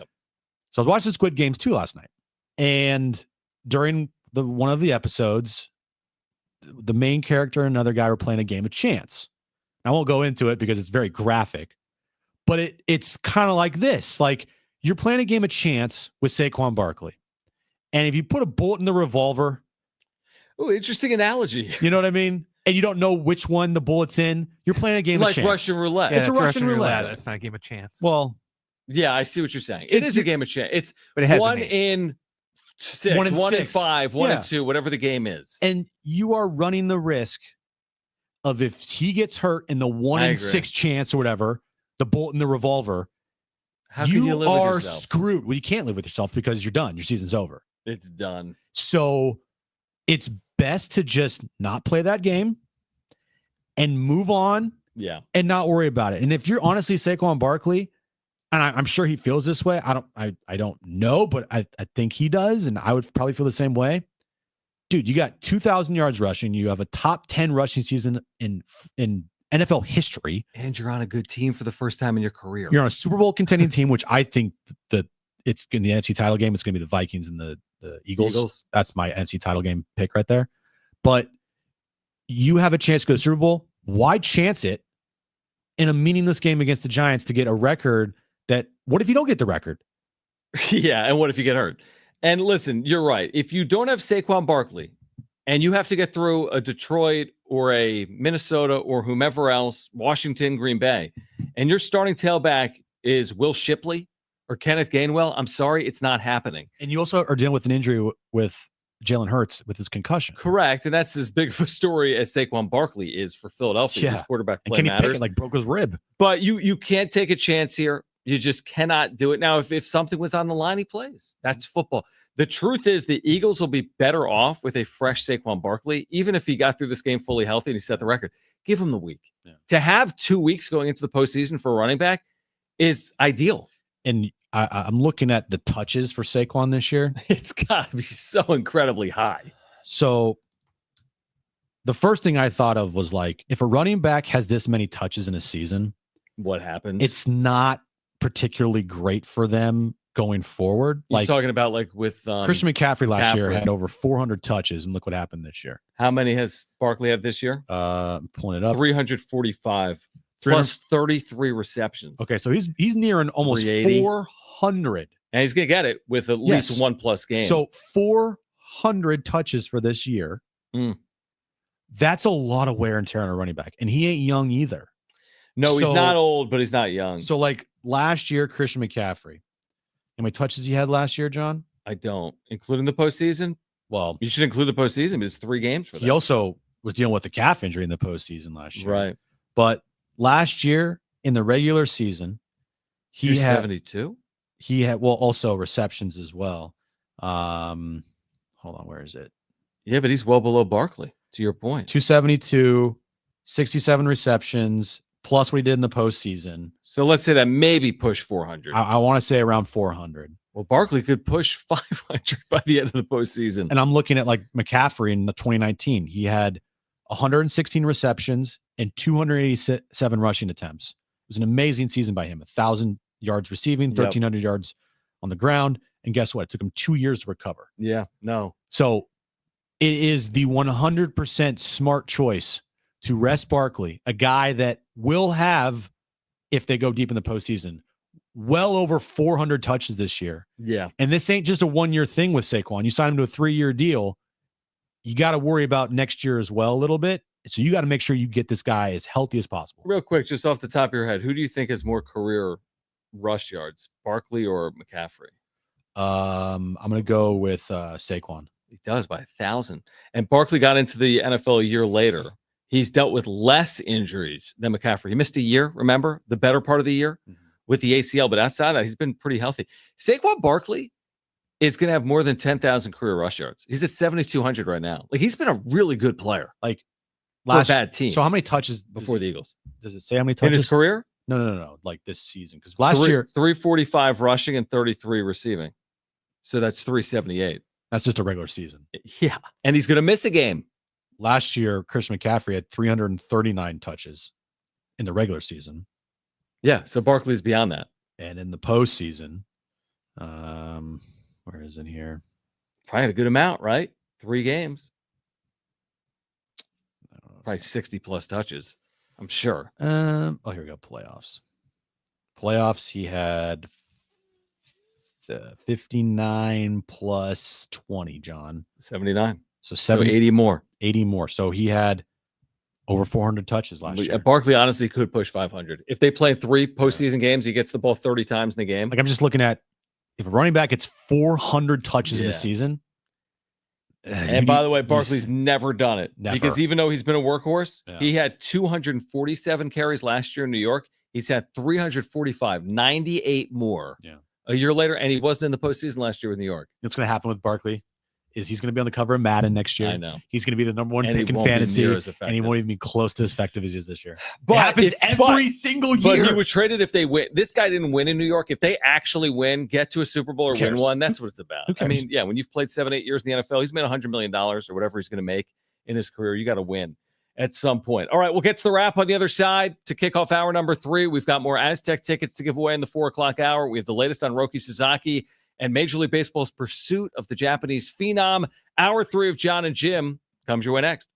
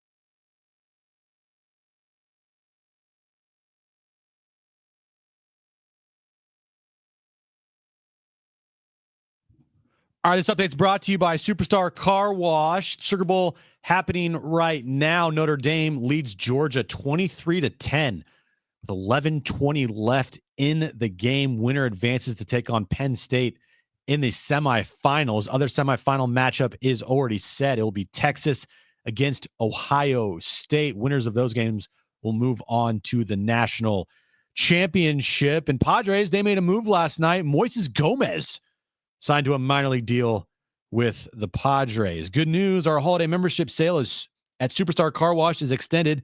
Last chance to get unlimited washes for just $20. Visit superstarcarwash.com or text JOLLY to 27800 now. Terms do apply. Getting you all set for that drive home. Let's just start the show. Here's Jon and Jim. All right, San Diego and Southern California, what's going on? Hour 3 of Jon and Jim. We are here until 6 p.m. We do have Aztec basketball tickets to give away between now and 5 p.m. We'll do it during Trainwreck Radio coming up later this hour. You know, we've spent so much time, Jim, talking about, is this a touchdown? No. You know what I found? What? Is that because we love sports, that when there's a really good game on or something that I'm intrigued by, it's really hard to do a show and watch the game. I'd rather just watch the game, but we also have to do the show. Yeah, very hard, John. Very, very hard. Right. Anyway. Now you know what it's like to be Jim on like every show. Yes, it's very hard to do a show. Very distracted. sometimes. It is. It's But distracting. we've spent like the better part of 90 days talking about Japanese pitching phenom Roki Sasaki. That's it? It feels like 900. I want to know when the first Roki show we did. I'm going to check. Scroll back on YouTube. I would say, when did the season end? When did they lose game 5? October 12th. 16th. Let's. I would say within 5 days of the season ending, we headlined something with Roki Sasaki. I'd be shocked if it was that long, truthfully. I think it'd be less than that. So looking back here. All right. Yeah. Where is it? All right. So there we go. Scrolling. Okay. Here we go. It was on. What's the date? That doesn't have the date. November 11th. That late? No way. Could the Padres sign Roki Sasaki, or will he go to the Dodgers? That was it. That was when we started November. It hasn't even been 2 months. I can't see another Roki Headline. Yeah, we have all the headlines in there for the lives. Yeah. Okay. That seems late to me, but I'll go with it. So November 11th until today, every single weekday, we've basically been talking about this story. But here's the point. I'm going to pivot, Jim. You're going to be surprised. What about Hassan Kim? Oh, Korean, not Hassan Kim. Hassan Kim, presumably no relation, who plays for the, I think, Kai Boom Heroes. Is that where Hassan played for? This is getting very confusing. I don't know. Anyway, he's got to come over. He's got to announce if he's coming to Major League Baseball within the next 24 hours, reportedly. And I think at some point this offseason, the Padres did make an offer. Have we talked at all about him? Have you read at all about this guy? I've seen a little bit about him, but so he's older. Oh, wait, he's an actual guy? Yes. Yeah. Hassan Kim. No, I thought it was like a typo. And It's going to be a problem. If he comes here and they re-sign Hassan Kim, it's a big problem if they've Hassan Kim and Hassan Kim on the same team, right? well, at least all the marketing people from Eric Grupner's Oh my office won't have God. to worry about it. Well, he's been primarily, I think, a middle infielder, and he's a left-handed batter. He's about to be 26 years of age. He's coming over from Korea. Okay. Are you at all like turning your attention to Hassan Kim this offseason? I think we're going to have an answer on where he ends up within 24 hours. Is why I bring it up. Yeah, if he signs with the Padres, I'm absolutely going to devote a When lot of did time. he post? A lot of time to Hassan Kim. And then every time I say his name, I'll mispronounce it and say Hassan instead of Haisung. Would you say landing Hassan Kim would be more notable than Moises Gomez, Jonathan Perlaza, or Oscar Gonzalez, which is all who they've landed this offseason? Oh, Mike Brusso or Mike Brousseau. Bryso, or Yep. I'll say his name. Well, give me He has until January 3rd tomorrow to sign. Give me You want his Haisung's numbers? numbers. I need Listen it. to this. Okay. So give as me- a 25-year-old last year for the, I don't even know what team, Kaiwoom, I think the Heroes. Okay. He hit 326, I like it. 383 on base, Okay. .458 slug is solid. .841 OPS. Okay. So assuming that takes a step back in the major leagues. Yeah. That's maybe a mid 700s OPS guy. Is he Hassan Kim 2.0? Hassan Kim? Is he like supposed to be defensively good? Like, I mean, the thing is, he's never hit more than 11 home runs in the season. I really don't know a lot about him, and I'm not trying to spend a ton of time on him, but if he's going to sign within the next 24 hours and San Diego's a potential suitor, how enamored would you be if they end up with this guy? Left-handed hitter, 25, 8 years in the KBO, has played second, short, and left. He's the only infielder in the history of the KBO to win a gold at second and short. He's regarded as a plus defender in the infield. I'd be very intrigued because Okay. it feels like this guy would be Hassan Kim light and maybe better than Hassan Kim for a lot cheaper. Right. And they kind of have the same name. Right. So it's like replacing It's like replacing Hassan Kim with Hassan Kim. How about 211 career steals for a 25-year-old? It's a versatile bat. He can play multiple positions. It looks like he's a plus defender. Yeah, I don't hate the idea. If you get him for the same contract that you signed Hassan Kim for, which was what, 3 for 28 or something like that? Yeah, what was that deal? 4. It was 4. It was a 4-year I thought deal. it was 3 and an option. Oh, maybe it was. It ends up being 4 years. He was here 4 years, right? He was here 4. His first year was 21. He's been here 4 years. Let's look that up. Don't you think? Hassan Kim, we've known him for a long time. I think he's been here 4 years. Let's look it up. 4 years. Yeah, 4 years. 2021. 15 war player. But he did have an option this past year, and he declined it. 5th-year option. Oh, got it. Okay, Yep. so 4 years plus a 5th. Yeah. Okay. Yeah. So yeah, But you're right. What was that contract for? Hold on. Nothing like 4 for 30? 4 for 28? I think it was 4 for 28. Okay. An option. So 70 a year. A good value. Yeah. If I'm looking this up right now. Yeah. So 4 years, 28 million. Decent value. He played a lot for the Padres. Yeah. Yeah. Maybe you get this guy for something similar. That's what I'm thinking. Yeah. Like if you can get this guy for what you paid Hassan Kim originally, and he's just like Hassan Kim, but oh, by the way, he's actually healthy. Yeah. All on board. Absolutely. 100%. Yeah. Sign me up. Well, we'll know by tomorrow. And I don't know if they're a front runner or not. But again, they've scouted Korea. They've scouted Japan. Oh, yeah. They've invested in Korea and Japan. We know Preller's propensity for scouting. Reportedly, they had been in on him previously. And he needs to announce by the end of January 3rd, which is tomorrow. So maybe we'll have an answer one way or the other on Hae-sung Kim. I like who's it. not Ha-sung Kim, but is also coming over from Korea. Confusing. Just a little bit. But All right. Can they also find a hot song, Kim, too? Ha-song, so we yeah. can just make it completely I'm just confusing. looking, did they play for the Ha-song, same? Hae-song. They played Hae-sung. for their former teammates. They played for the same team. Then sign him up. But then again, Kim is a free agent. The Padres Kim right now is a free agent. Well- so who knows if he's even back? Hae-sung is a free agent as well. Right. They both played for the Kaiwoom Heroes Okay. for multiple years together. And do you know Ha-sung Kim's numbers for That's a great. Hassan Kim with the Heroes, Yeah. his final year, he had a 921 OPS. So And this guy's an better. 844. So better. He's more of a power guy because this guy's never hit more than 11. And our Hassan Kim hit 30 okay. the year he came over. So maybe you get him for less than what you had to pay for. yeah, maybe Ha-sung you're right. Kim. Maybe this guy's 3 years, 13. That's the You know? exact type of deal that you need and can and would love to do. Yeah, versatile defender plus defense, can run and Mhm. can hit a little bit or Yeah. can get on base. It'll make the marketing guys very happy. Yeah, you'll have at least one At least one Right. Korean-born player on with the the last team, name of Kim. and just help you with your marketing in Korea. Again, I think most of the attention remains on Roki Sasaki. Yes, You- that's where we're at. You know, you're not going to go commercial free if you land Hae-sung Kim, who we haven't referenced one time. that this was the offseason. first time we referenced Hassan Kim. And like you said, I've seen the name out there, but I didn't want to really get involved in it because I'm like, what's their? I don't even know what their level of interest is. I think they reportedly had pursued him this offseason. I think that's been reported previously, and I'm looking that up right now. Yeah, I have no idea. I really have no idea.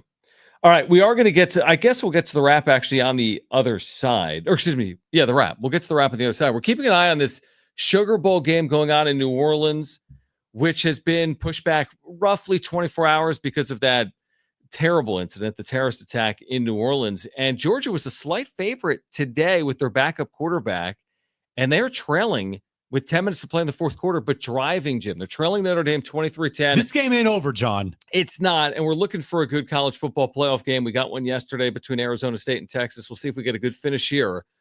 Georgia trailing Notre Dame at the Sugar Bowl 23-10 with about 10 minutes to play. Do you have is one of these two teams more likely to make a national championship game than the other, or even win a national championship?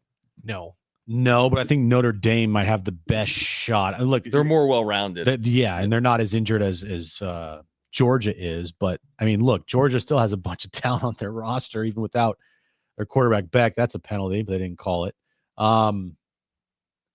Notre Dame's going to win this game because Georgia just went for it on fourth down, and Notre Dame gets the ball back up 23-10 with 9:25. It's not over. Crazier things have absolutely happened. But it was a big play. That was a big play. So Notre Dame. Didn't realize it was fourth down. Yeah, fourth down. Did he just slip here? I think he slipped. Yeah, he slipped a little bit.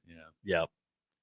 So you're going to get Notre Dame, Penn State, and Texas, Ohio State. He was a little contact. I don't know, bro. What do you think about Notre Dame, Penn State, and Texas, Ohio State as national semifinals? I'm good with any of it. I am okay with any matchup, to be honest with you. I'm not one of those people, especially in college football, that's like, you got to have Alabama and Clemson, or not Clemson, but Georgia in there all the time. Like, no, if Indiana went this far, they're a good football team. You know what I mean? Like if SMU went this far, you got the underdog. Still be watching. Boise, I'm still going to watch. Yeah. These are good football teams. Now, if in the national championship game, we get another Georgia TCU moment, that's going to be a bummer. But yes, that would be awful. I feel like I fell asleep and woke up in 1983 because we're talking about Penn State and Notre Dame. Yeah. Is that the most embarrassing loss in college football history? TCU? Yeah. That was awful. What was the final? 70-7? No. Didn't they lead 7-0? No, it was 60. It's like 60-something to 7. That game was awful.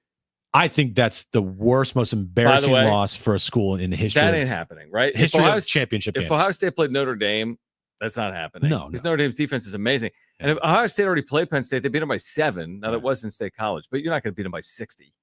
Ohio State is on a roll. They are on a roll. They're red hot.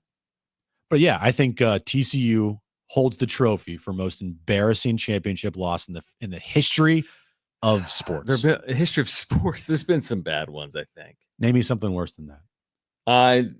Okay, I'll give you one. Was it Patriots, Bears? There have been some awful Super Bowls. There was a 10-year run where it was all 40-point games. Yeah, there's a 55-10 game, Niners, Broncos. There was the Chargers-Niners Super Bowl in 95. Awful. But not like that. Not bro. like that. No Maybe one's not that. No one's hung 60 on somebody in a championship game. You're probably right. TCU. That was TCU against who? Georgia. TCU, Georgia. Yeah, it's embarrassing. And if you're a TCU fan, 65-7. Yeah, that's the most embarrassing loss. It was 7-0 TCU. It's the most embarrassing championship game lost in the history of sports. That is really bad. TCU. I didn't realize it was Brutal. 65. You know where that game was played? SoFi. Really? And they had a lightning delay because it's like technically an outdoor stadium because like the wings or whatever, the sides are open. All right. On the other side, we'll get to the wrap. We have Aztec basketball tickets to give away later this hour as well. The latest on Roki Sasaki. We're keeping an eye on the Sugar Bowl. Stay with us on Jon and Jim.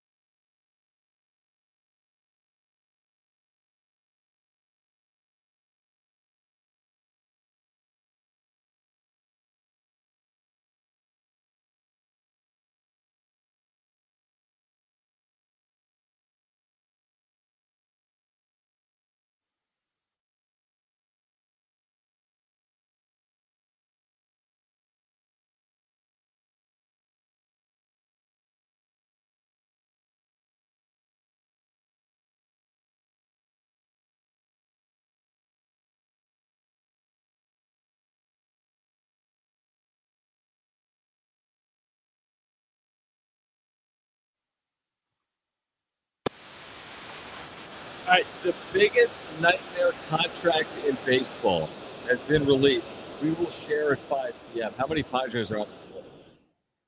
We will discuss. This will make for some really interesting fodder. So we've got that for you coming up later. And we'll rip you at 5 p.m., Fadden. So that's right. Listen then, all right, so buddy? Tune in then. Yeah. Tag him and let him know. When I did. I told him we're going to rip you probably around 5. All right. So the biggest nightmare contracts coming up later this decade in Major League Baseball. We've got Aztec basketball tickets to give away.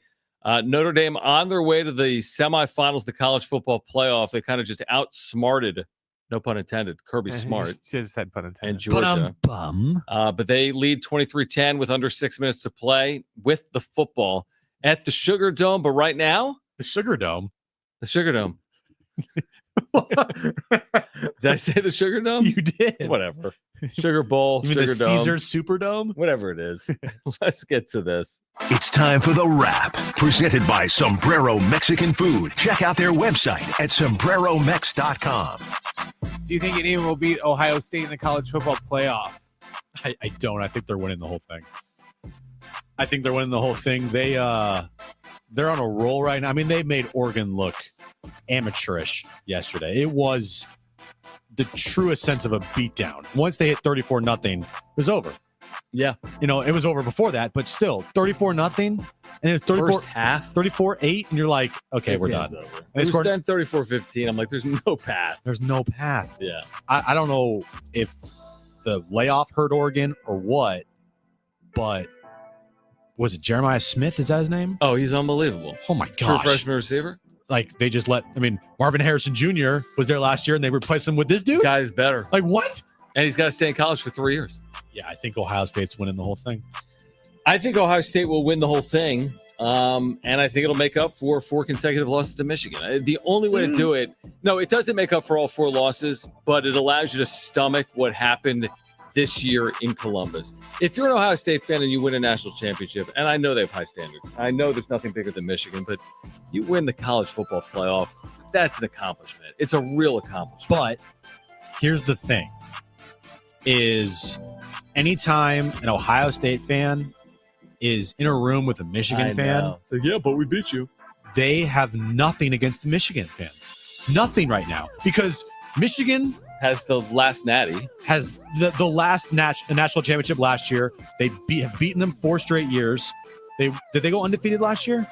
Or no? They lost 1 game? I think they lost last year.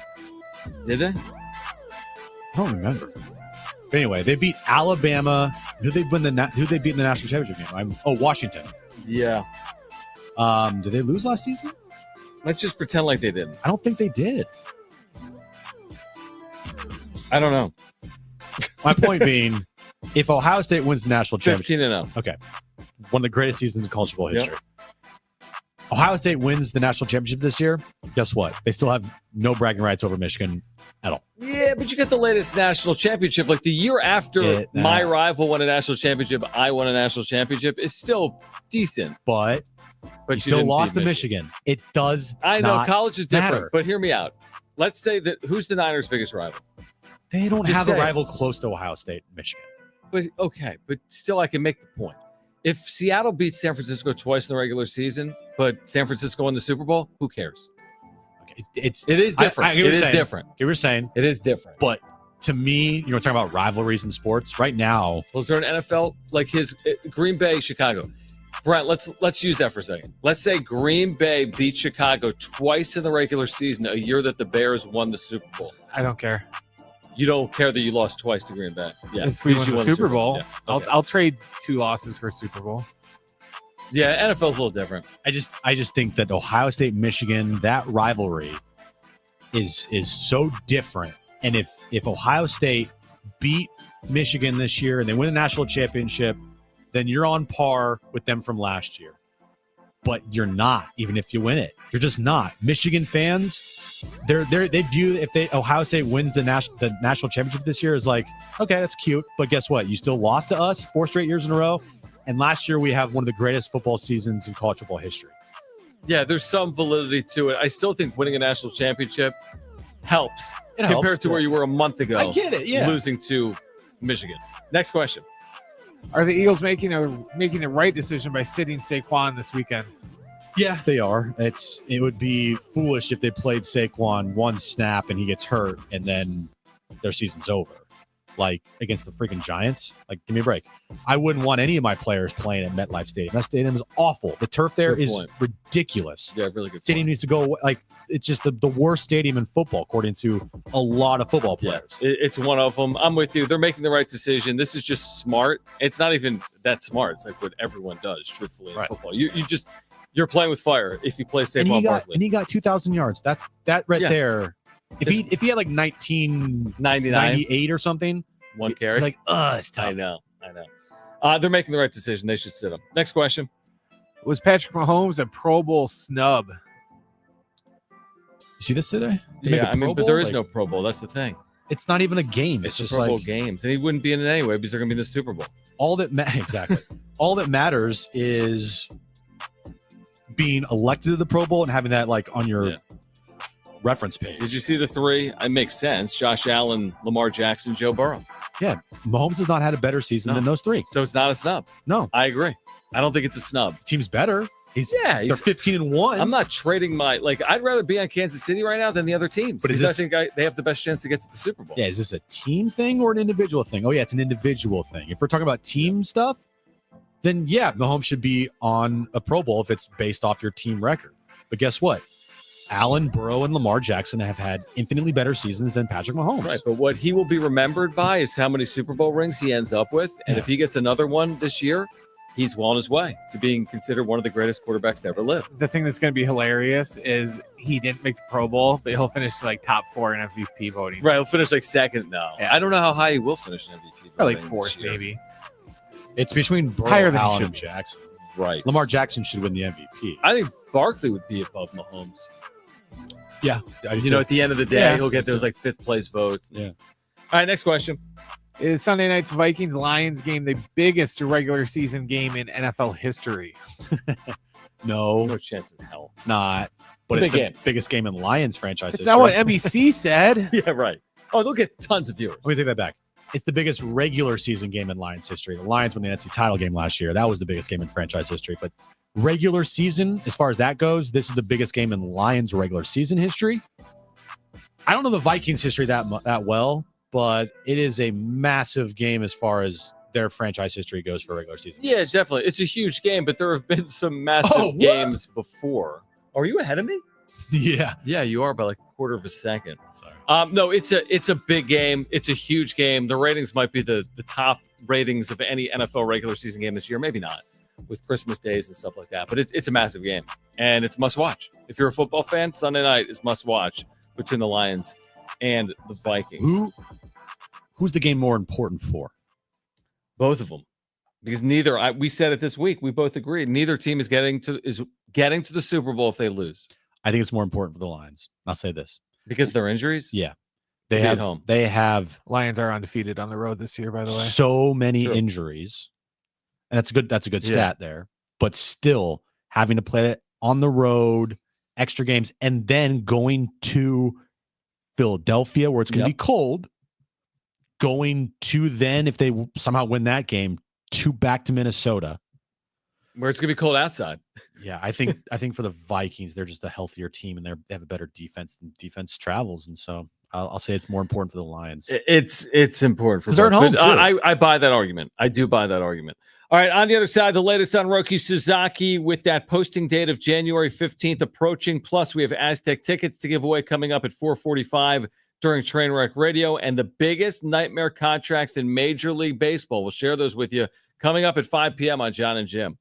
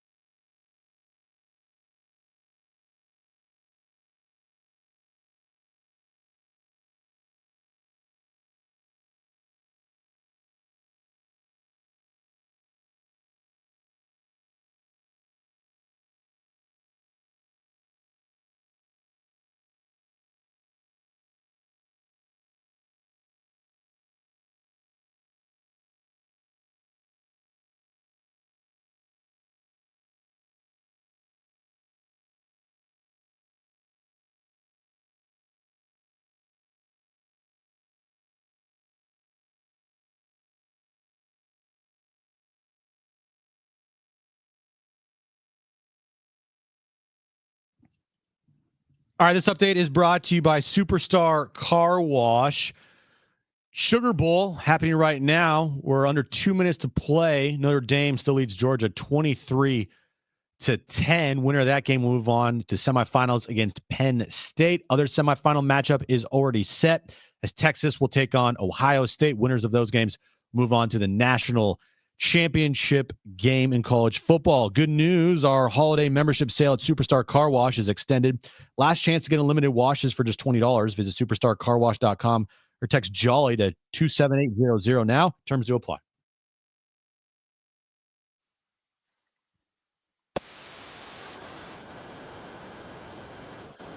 All right, so the worst contracts in Major League Baseball later this decade. How many Padres made this list? We'll share it with you 5 here. Later this hour, we'll give away those Aztec men's basketball tickets for next Wednesday against Air Force back here at Viejas Arena. We are near our college football semifinal being set, as Jim just told you. Notre Dame will win, barring some catastrophe. And you'll have Notre Dame, Penn State, and Texas and Ohio State next week in the semifinals. Now, I've noticed you've been calling it the semifinals all day. Are you not going to refer to it as the Final Four? Never. Final Four is completely reserved for basketball. Okay, because when was it Texas won yesterday, the radio announced they're all calling it the Final Four. So No, that's why I was wondering. that is borderline horrific. Would you call it? You can't call it the Final Four. Well, it is. No, it's reserved for basketball. It's not. The Frozen Four is hockey. Final Four is basketball. I don't think this is going to be called the Final Four by anybody. Well, he said there was a radio it already call. is. The national radio call yesterday was like, they made the Final Four. Yeah, whatever. But I think it's the semifinals. I don't think it's the Final Four. That crazy play where Notre Dame ran their offense back on the field. And It was incredible. So I'm watching it back. So, yeah. So what happened was they had the punt team on the field to punt like 4th and 1. Yeah. Then all 11 dudes ran off the field, and the 11 offensive players ran on the field. And it was 4th and 1 from their own Notre 20. Dame's own inside 19. their 20. Yeah. But rewatching it back, man, the refs effed it up. Because Georgia should have been able to substitute defensively with more time. Nope. What? Bottom of the screen, Notre Dame's wide receiver, clear as day, false start. Did he? Clear as day, Let me false see start. this. Hold on. Clear as Let me day. see this. Watch the bottom Wait, hold receiver. on. Bottom receiver. So okay. Closest to you. This play was ridiculous. Bottom by the way. receiver, clear as day, false start. Okay. I'm watching. And they called offsides on Georgia instead. Keep watching. Yeah, I'm watching. I mean, Watch. I'm watching. It's good radio. Great radio. It's New Year's. Yeah. If you're listening, text us. Oh, yeah, he moved. Yep. They missed it. Yep. You're right. But that One happens. call. I mean, that will happen. Well, hey, look, that was a massive call. Oh, this game's over.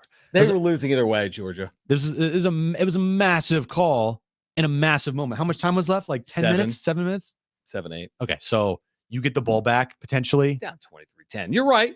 Just saying. You're right. It's something to consider. You are right. All right, it's been 10 minutes. Let's get back to Roki Sasaki. So if you missed what Jeff Passan said on the Baseball Tonight podcast, this was about the idea of, he wouldn't be shocked if it was the Dodgers, but he had this to say about the Padres as well. This is the first This one, is the the second first one? soundbite Okay. that we played here today. He talks about the Dodgers briefly and then the Padres briefly as well. If Roki Sasaki is a Dodger, I won't sit there and be like, God, you're such an idiot for not thinking that, of course, he was going to be a Dodger. But I do think there are other possibilities there. I think San Diego is a strong place. And there's not a ton of experience that they have, but they do have Yu Darvish right now. Yep. And Darvish is a seminal figure in Roki Sasaki's life. I take whatever Jeff Passan says as gospel. Eat it up. Whatever Jeff Passan says, I am running with it no matter what, because his track record is impeccable and what he says is actually what is happening. Mm-hmm, mm-hmm. So when he says that, they have a strong shot at Roki, guess what? I take that as gospel, and that to me gives me hope as a Padres fan, if I'm a Padres fan, that they can land Roki Sasaki. Now, again, still, it's not a foregone conclusion, but to me, they have a really good chance of pulling this off. So, okay, you said this week and the point's valid, that you would give most of the credit. If he ends up here, you'd give a lot of the reasoning to Ruben Niebla. Like if there was a pie chart, said the reason why Roki Sasaki chose San Diego without hearing from him, your mind would say, I'm making this up, maybe 51% Niebla, and I'm making this up, 24% Darvish and 25% Preller. See what I'm saying? Yeah. Where mine would actually, based on what Passon just said, a seminal figure in Sasaki's life is Yu Darvish. I would give Darvish the lion's share of credit if they land him. The reason why I wouldn't do that is because later in that podcast, Passon talks about how important development is. Darvish has nothing to do with that. This is just like his buddy, or I guess like a father figure. Godfather. Like, that's a great person to have with you in that clubhouse every single day to help you for your first to show you the ropes, for sure. But is that going to help you develop as a pitcher? Now, you could say maybe because Darvish could help him with some pitches and some mechanical stuff. But at the end of the day, I put Ruben Niebla in that pie chart, having a big chunk of it. Because if development is the number one thing with Roki, who's going to be with him every single day helping him develop? Ruben Niebla, not Preller, not Darvish. I think Darvish. Well, he will be there with him side by side, throwing bullpens and stuff, but like actually helping him in his mechanics, that's a Ruben Niebla thing. No, I agree with that. And Niebla is definitely an important piece of this puzzle.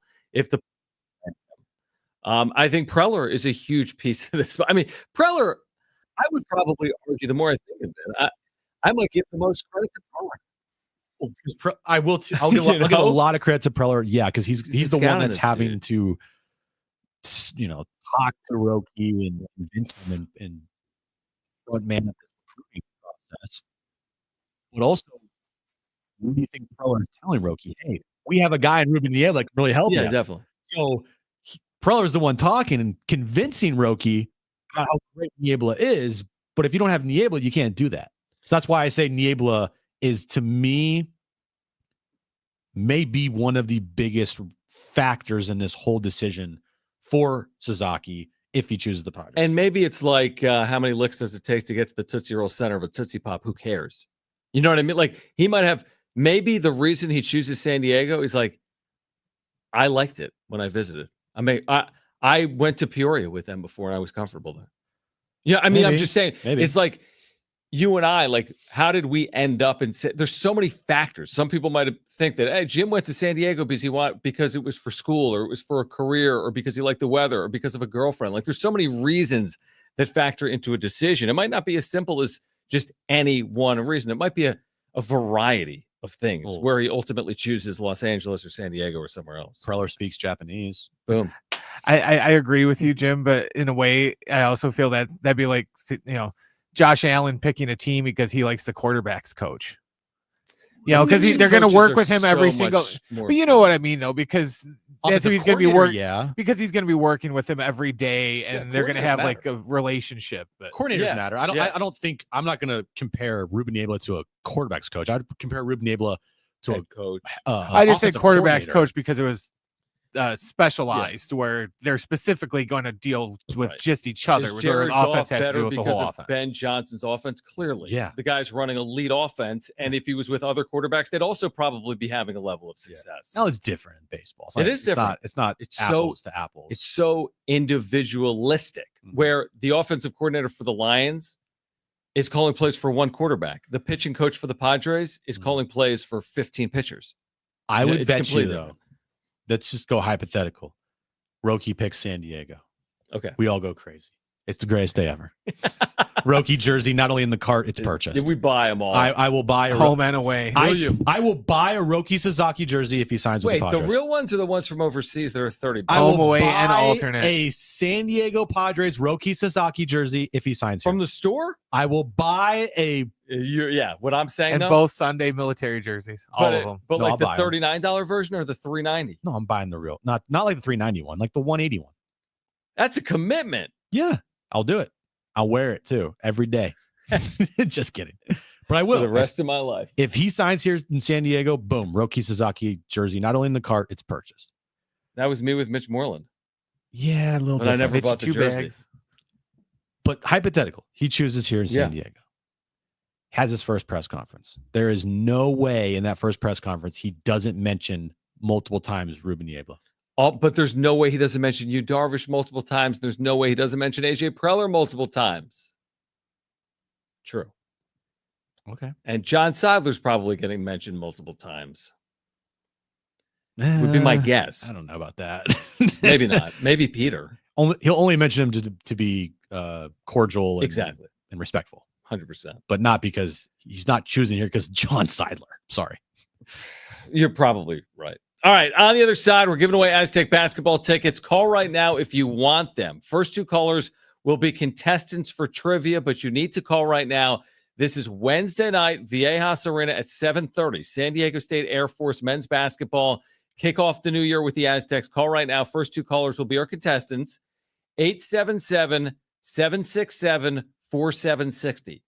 Call right now. First 2 callers will be contestants for San Diego State men's basketball tickets against Air Force. You need to call right now. So pick up the phone. 877-767-4760. Again, one more time. 877-767-4760. First 2 callers will be our contestants. That's next on Jon and Jim.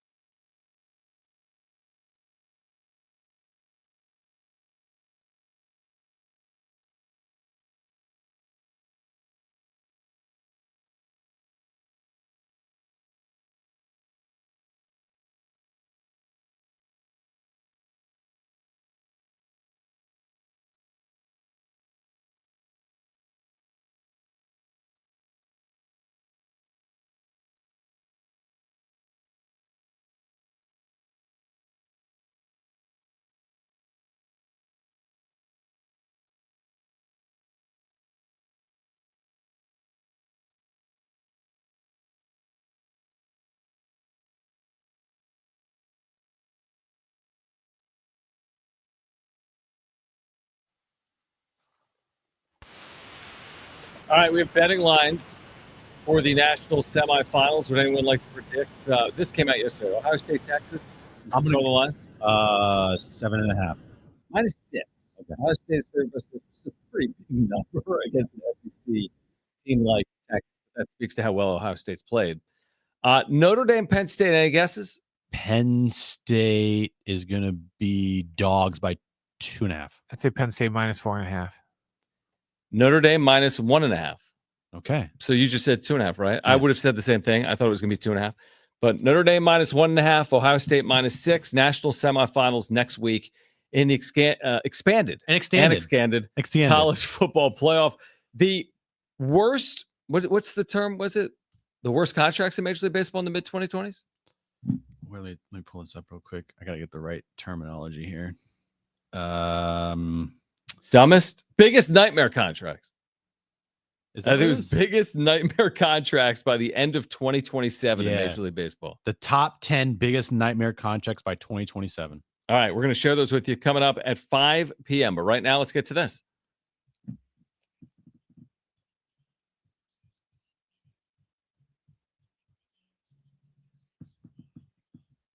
All right, 3 questions, 2 contestants, 1 lifeline. Today's 2 contestants, we have Tom and we have Kirk. Tom, you called in first. So you have your choice of John or Jim. Who do you want to go with? Go with John. Happy New Year, gentlemen. Happy New Year, buddy. Tom and Kirk. Tom, you get John. That means Kirk, you get Jim, okay? Great. All right, love it. Brent, what's the question of the day? All right, guys, the college football playoff is underway. Today's question, can you name the 8 FBS programs that have 30 or more all-time bowl wins? So we're looking for FBS schools that have at least 30 or more bowl wins all time. Okay. Kirk, you're up first. What's your first guess? You do have a lifeline if you want to use it. I would like to say Alabama. Alabama. That's a good guess. Good guess, yeah. Good guess. Crimson Tide on the list? They are. There you go. Tom, what's your first guess? Do you have a lifeline if you want to use it? So Texas. Texas. The Longhorns. They have 30 bowl wins in their history. They do. There you go. Kirk, back to you. What is your second guess? You do have a lifeline if you want to use it. I will go with Oklahoma. Oklahoma. Very good guess. Very, very good guess. Sooners. Tom, back to you. What's your second guess? Do you have a lifeline if you want to use it? Penn State. Penn State. Penn State with 30? On the list. Kirk, to get 3 for 3 here. What's your final guess? You do have a lifeline if you want to use it. I'll use my lifeline. Okay. This is Jim. Yeah, it's me. All right. I will go. I'll go Ohio State. Do you take that, or do you want something else? I'll take that. Wow. Jim, you idiot. I'm kidding. I mean, Ohio State's one of the top 5 programs in the history of the sport. That surprises me. Wow. All right, Tom, you can win it with a walk-off here. You do have a lifeline, so what do you got? John? I got you one tell for me. you. Yeah, I mean, SC is going to be on this list. USC. USC. Thank you. Ball game, Jim. Go home. See you in 2026. Jim. Okay. Who's Sorry, on this Kirk. freaking list? Ohio State. They've lost some bowl games, apparently. Who's on the list, Brent? Bama's number 1 with 45. Georgia is number Georgia, 2, dude. 38. USC. I thought someone said Georgia. No. USC. Thanks for listening. Then USC with 36. Penn State and Texas were both tied with 33. LSU and Good one. Oklahoma both had 31. Oh, and Tennessee had 31. Where was Ohio State? 28. 28. That's amazing to me. So they've lost some bowl games in there. Well, they're going to win 2 more, so they're going to get 30 here this year. Ohio State, believe it or not, losing record in bowl games. Is that right? No, but here's the thing. If they don't count they only yesterday. play one more bowl game because the national championship isn't a bowl. Doesn't it count as a bowl? No. Yeah, because they're 28 29. That's I don't the know thing. if this They counts played in yesterday. so many Yeah. BCS games that that doesn't even count. What? Come on, man. I remember my first time watching college football. Ohio State has a losing record in bowl games. Yeah, 28 29. All right. Well, congratulations to Tom, our winner. to kick off 2025. What the You hell? have won 2 free tickets to see San Diego State and Air Force next Wednesday night, Viejas Arena at 7:30. A game you can hear right here on San Diego Sports 760. Limited tickets may be available at goaztecs.com. So check that out. Goaztecs.com. San Diego State Air Force Wednesday. They'll be on the road Saturday against Boise State. Jim is up in arms. Yeah, give me a trivia. Can you give me San Diego State's bowl game record? I'll guess. I love that. All right. Well, they did make 12 straight prior to the last couple of years. And prior to that, it was kind of lean. Mhm. So I'll say all time. I'll say they're 7-9 in 16 bowl games. They're 7-10. That was pretty good. That's very That was good. really good, right? That was pretty good. What was their last bowl win? Their last bowl win was, don't tell me, UTSA, which is a very good bowl game, was their 12th win the year they lost to Utah State in the Mountain West Championship game. What year was that? And that would have been during COVID, but not the COVID year. So 2021 season. Wrong. You don't know football. Was it UTSA? No, it was the 2022 Hawaii Bowl. Oh, no, yeah. they lost that game. You said last win. Oh, Yeah, I thought you said last win. Sorry, They you're right. lost the Hawaii The Bowl. last bowl game that they were Well, in. I'm Okay. sorry. You're right. You Yeah. do know football. No, I do remember the Hawaii Bowl. They should have won that game. They had like 100 sacks. Yeah. And they lost to some team. 2021. You're right. What was the team that lost in the Hawaii Bowl? Like Middle Tennessee it was yeah. or like Western. The Middle Kentucky. Tennessee Blue Raiders Yeah, Blue Raiders. lost 25-23. Thank you. All right. The biggest nightmare contracts in Major League Baseball by the end of 2027. What everyone's talking about to start the new year. We'll share those with you on the other side. Hour 4, Jon and Jim next.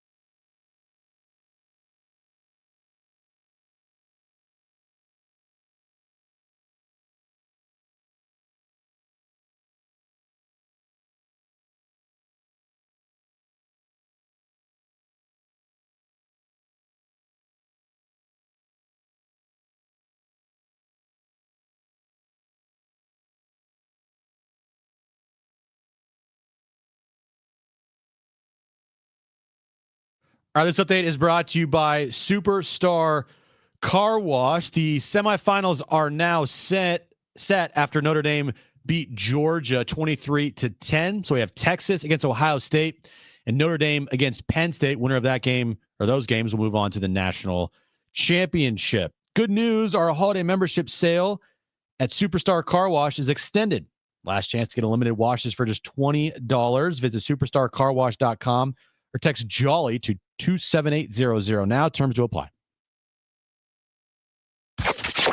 Getting you all set for that drive home. Let's just start the show. Here's Jon and Jim. All right, San Diego and Southern California, what's going on? Happy New Year. Hour 4 of Jon and Jim with you until 6 o'clock tonight. So another full hour. I'm excited to hear this list. Jim has it. I have not seen it.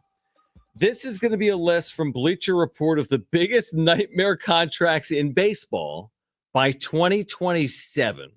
So like albatross deals, right? Like the second half of deals. Yeah. Players get older. Right. All that money left on these deals. Like the first person that comes to my mind is Xander Bogaerts. Mm-hmm. So that type of contract, but there's 10 of them. So you want the list? I do. All From right. 10 to 1. How many Padres are on the list? You'll before find he out, reads it? Brian. I know. That's why I'm saying My- we should guess before he reads I'm it. assuming 2. Okay, you say 2, Brian? I would I'll say ass- 3. Three? Okay, so your 3 would be the Manny, Bogarts, and maybe Cronenworth? Or not Cron. Who's the other one that we... Well, there's who else that makes? No, I mean, yeah, there's- Cronenworth. I mean, you yeah. could. Yeah, I mean, Tatis makes a lot. I would not put him on that list. Yeah, I want to put him on. But I would put Bogarts on that list, and I would probably put Manny on that list. So let's hear him. All right, coming in at number 10, Brian Reynolds. Oh, we're like We're not- recognizing them for their. We're not Well, do we clapping. know what the deal is? Like, Yeah. this, okay. I have all the stats here. All right. All right. So 2027, he'll be 32 years of age. Post 2027 contract, 4 years, $63 million. That's not that bad. That's why it's 10th, maybe. That's not bad. Aaron Nola. He'll be 34, and the 2027 season is post 2027 contract, 4 years, $98.3 million. It's a lot of money. These are all guys the Padres went after. These are like off seasons of seasons past. Okay. Mike Trout. He'll be 35 years old in That's gotta be 2027. higher than 8th. His post 2027 contract, 4 years, $148.5 million. Yeah, that's terrible. Gets worse. He's been Okay. hurt a lot. Willie Adames just signed Yeah. with the Giants. 2027, he'll be 31 years old. So Not terribly. not old. terrible. His Nope. post 2027 contract, 5 years, $155.7 million. I don't think that's crazy. I don't think it's crazy No. either. Corey Seager.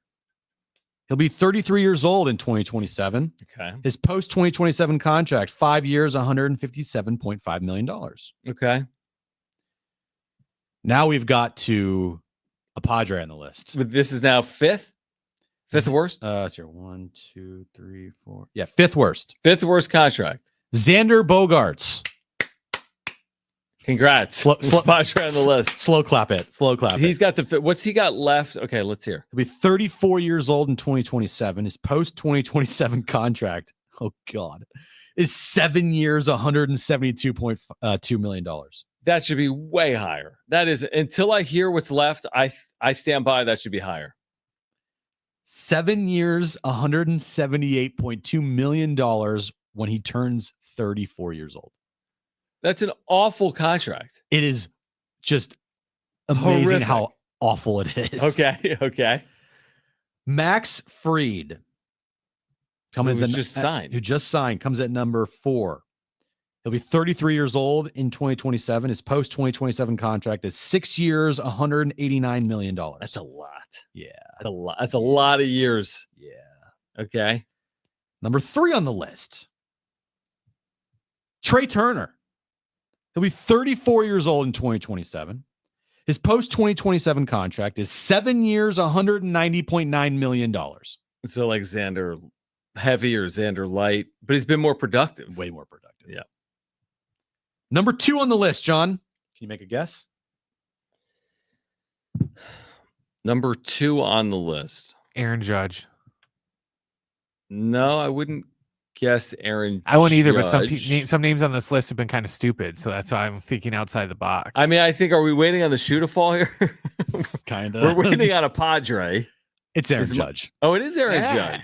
Judge. He's old. That's the thing. He's old. Aaron Judge will be 35 in Yeah. 2027. His post 2027 contract is 5 years, $200 million. That's a good call by Brent because he is older than sometimes you realize.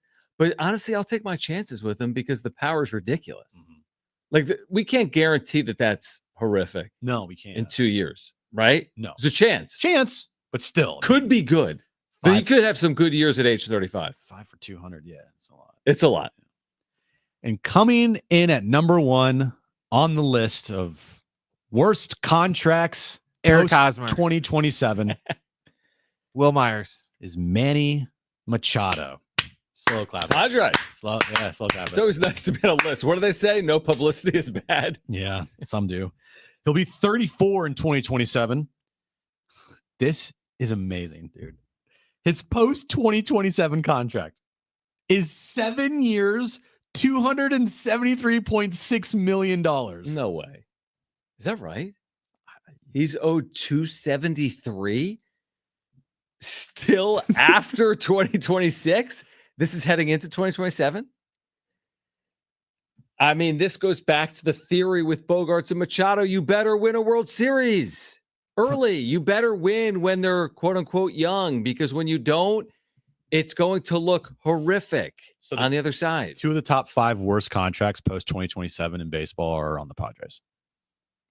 If I was being completely unbiased, I think it's the worst 2. I don't think the Judge contract is worse than the Bogarts contract. I would flip-flop those contracts every day of the week if I was AJ Preller. Would you not? If I could take on the Judge deal right now for the Bogarts deal, I'll do that in a heartbeat. Well, yeah, because Judge actually produces. There's the thing. So the Bogarts contract, therefore, is worse because the player must produce. The Max Fried contract is a little scary. That's if a you're bad Yankees deal. fan. Yeah. Because that could go sideways very quickly. Right. Trey Turner, I think he can produce, and he has produced, other than the first 3 months in Philadelphia when people were booing him and they gave him a standing ovation. He's been really good since. So you would agree that 2 of the worst 3 conceivably would be Bogarts, Machado, Fried? I think in some order? No, actually, I would go exactly that. I would go Bogarts are worse than Machado. I would go Bogarts 1, Manny 2, Fried 3. It's an awful contract. Manny's contract is. It's an awful contract. Xander Bogarts. They're just putting too much stock in the dollar figures on Manny, but I understand it.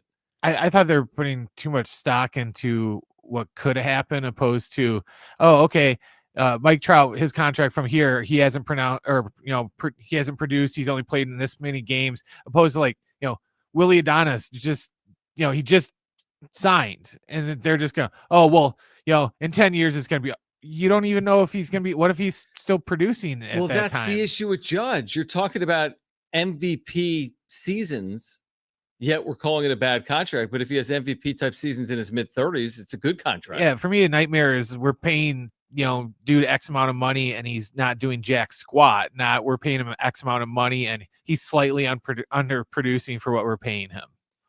Now, the thing with Manny is he's producing, so. He did not have a good 2023, but he had a great 2024 second half. If he still puts up close to 30 and 100, I mean, it's hard to say that's like an awful contract. Here's the thing. He won't. I hate to be that guy. It's like the same thing we just said about Judge. I mean, is he going to do this?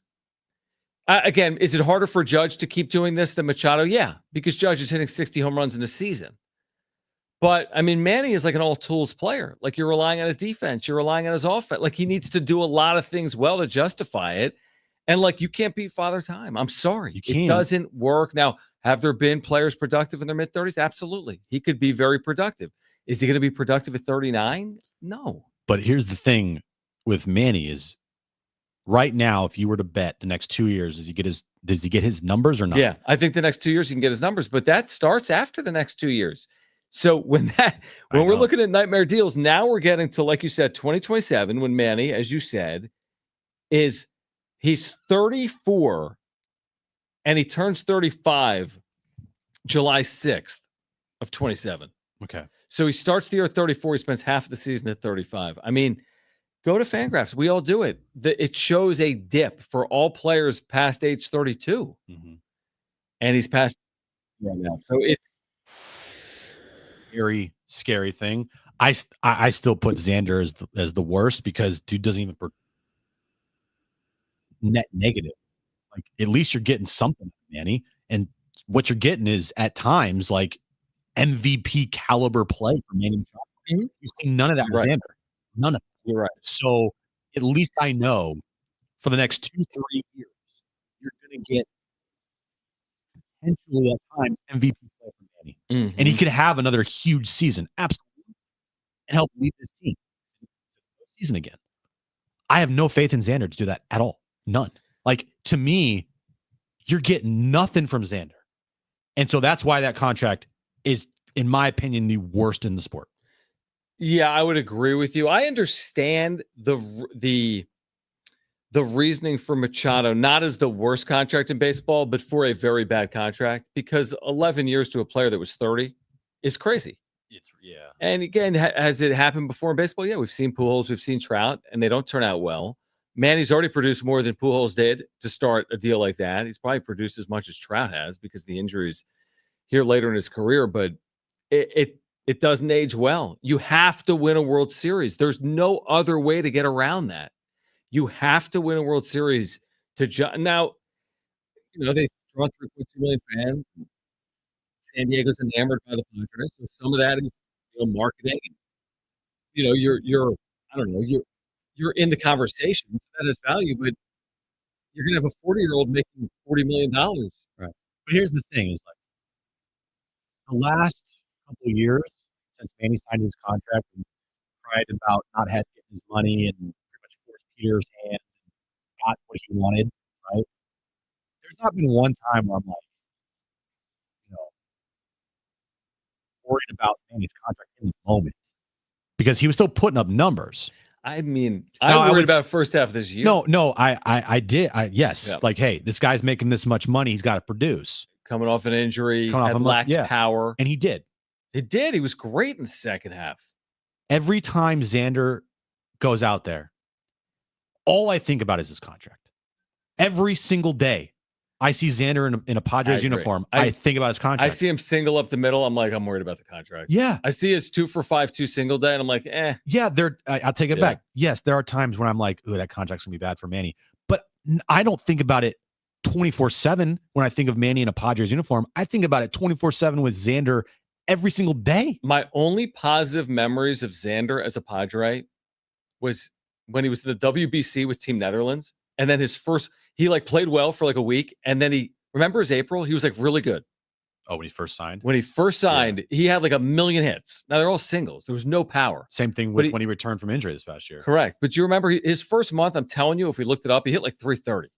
I'm like, wow, this guy's really gets on base, but he hasn't. And he hasn't hit for power. And there's a big drop from Boston, Xander, to San Diego. And there's still how many years left in this deal? Did he sign a 10-year deal or an 11-year deal? 11 to 80. All right. We want your reaction to that on the other side. 70470 started with the word team. Does Manny really have the biggest nightmare contract in baseball? If his production dips significantly, then yes. But I still think with Manny's swing, he can put up numbers until he's 36, 37. I truly believe that, especially with the DH. From the DH, he can put up numbers. I have no faith in Xander. None. Zero. It's kind of the same richest contracts. I mean, I could probably argue the Soto contract is bad. Now, not in 2027. He's 29. Hey. He's 28 for 10 years. So, yeah, I worry about Manny's contract, but at least I know he's going to produce for you. Xander, that's like a crapshoot at best. You are praying that he gives you something. All right, Jon and Jim, stay with us.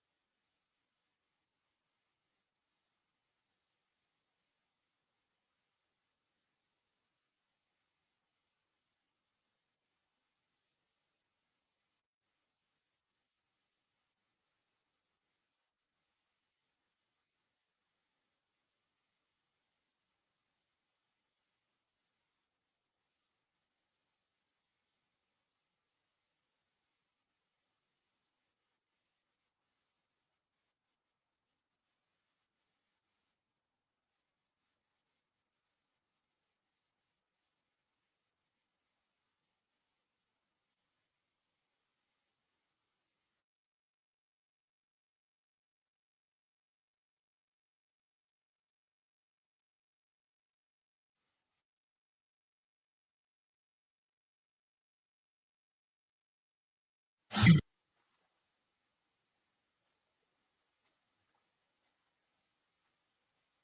right, AM radio keeps Vital Voices accessible. Congress can secure its future, but we need your help. Text AM to 52886 now to support keeping AM radio in cars. Tell your member of Congress to pass legislation now to keep AM radio in cars. Standard message and data rate supply.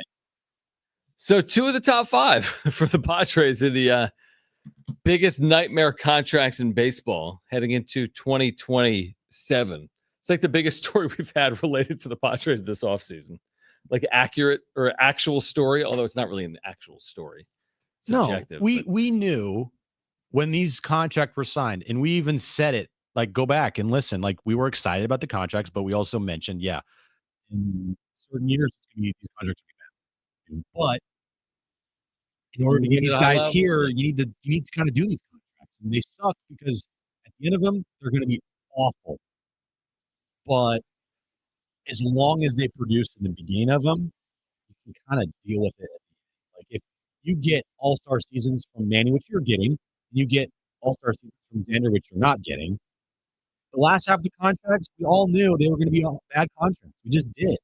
But it's like you get the good with the bad, and if you get the good up front, which what you're expecting to get, you're going to get the bad at the end.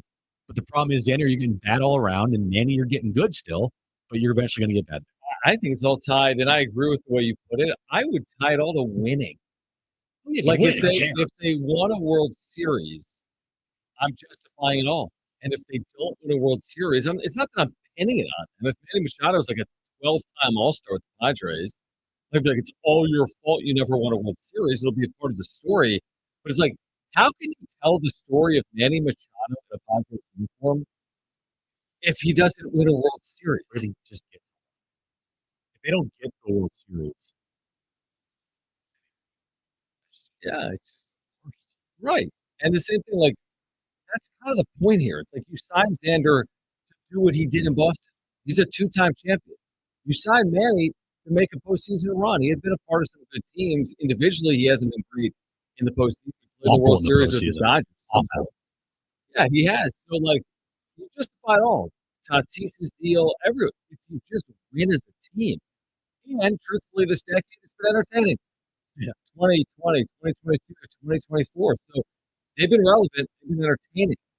I would sign up for more relevancy and entertainment in the next 5 years. But you're right. In one of those years, you have to break through and get to a World Series. That's the bare minimum. Getting to a World Series and losing that is the bare minimum for Manny Machado's time as a make a World Series, win it. I mean, not only is all is forgiven, who's going to care post World Series victory? I've always said that, or at least 2-3 seasons. I'll justify that deal until the day I'm dead if they win a World Series. Yeah, absolutely. You know what I mean? I will absolutely defend the organization and Peter Seidler. If they win a World Series in Manny's tenure, I completely sign up for it. Yeah. What is the first World Series championship in franchise history and first major sports championship in the city? How much are you willing to spend on that? To me, I'm willing to spend unlimited money. And that was Peter's theory. Yep.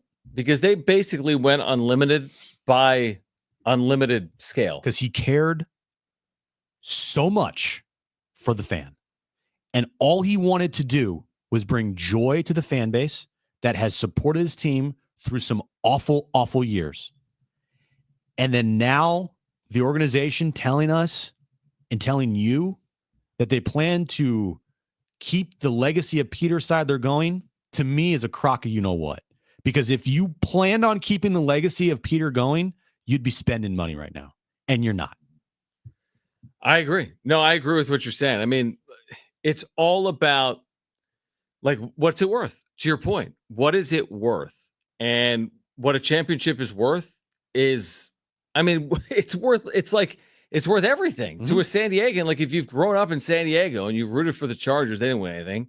If you've rooted for the Padres, they haven't won anything. Like, that's what sports are all about. Like, you can't replace the value of winning. So I'm all for these albatross contracts if they win. To some extent, they've won. Unfortunately, they've let us down a couple of times too in the postseason. Again, can you tell the full story without telling the story that they led the Dodgers 2-1, or that they were a favorite in the National League Championship Series against the Phillies with home field heading into that series? Like, those are some disappointing endings. Getting to the NLCS, but losing that series to the Phillies, getting a 2-1 series lead against the Dodgers, but not closing them out. Like that's a part of the story here with the Padres recently too, and Manny Machado, unfortunately. But at least with Manny Machado, he's still producing. Like, that's the biggest factor here is like, yeah, age 38, 39, and 40 seasons are probably not going to be really good. The team's probably going to suck. But in age 33, 34, 35 seasons, right, if he's still producing and he helps win a championship or get to a World Series, then that's why you paid him this money. You paid him for the front half, not the back half. I mean, I haven't done this one time all offseason, Jim. I'm already now fast forwarding to the Padres being at Dodger Stadium in 2025. How polarizing of a figure Manny Machado is.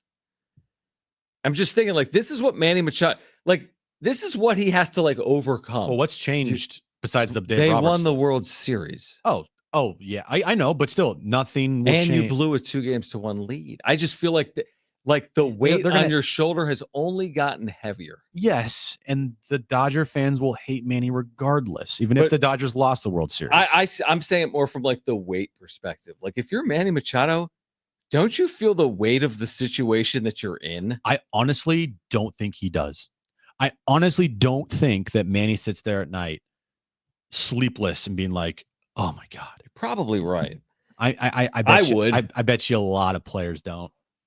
I bet you a But lot of Manny players does care. He cares 100%. Yeah. He cares. You look at the post-game presser after the season, he was like damn near crying. I get that. I don't think that follows him. Now, maybe it does. Maybe it does. Maybe he does think about that a lot, but I don't think it does. I just go back to, like, he's like, we'll win a World Series before you. Okay, it was the COVID season, whatever. Remember what It was 2019 when he said that. and then they won it in the COVID season. Yeah. Right? Yeah. So, okay, that doesn't look I'll great, bet you but my whatever. contract, he said. Right. So, whatever, it's the COVID season. Then this year, you get over the hump. You clinch at Dodger Stadium. You've got a 2-1 lead. You're throwing baseballs at Dave Roberts. I'm kidding. He's not. He Right? wasn't, yeah. The sinister sling. Yeah. And then you lose that series and they win the World Series. Like, Yeah, it's not you great. got some weight, man. Plus, you've got the worst contract in baseball. Truthfully, that weight comes from like us, guys like us in the media. And you the don't think he fans. feels it? I maybe he does because Yeah. he's been awful in the postseason, and maybe that's a factor. Right. But I also think that he's just not been good in the postseason. Like, he just has had really bad postseasons here in San Diego. He has not put together a Bryce Harper-ish postseason run where he literally puts the team on his back, and every time he's at the plate, he does something. He's the complete opposite of that. So maybe it does weigh on him, but I just don't think it weighs on him as much as we might be putting it on him. Probably or true. the fans be putting it on him, or the other external media is as well. Yeah, probably true. All right, we'll continue the discussion. Plus, Jim's back page here until 6 p.m. Jon and Jim.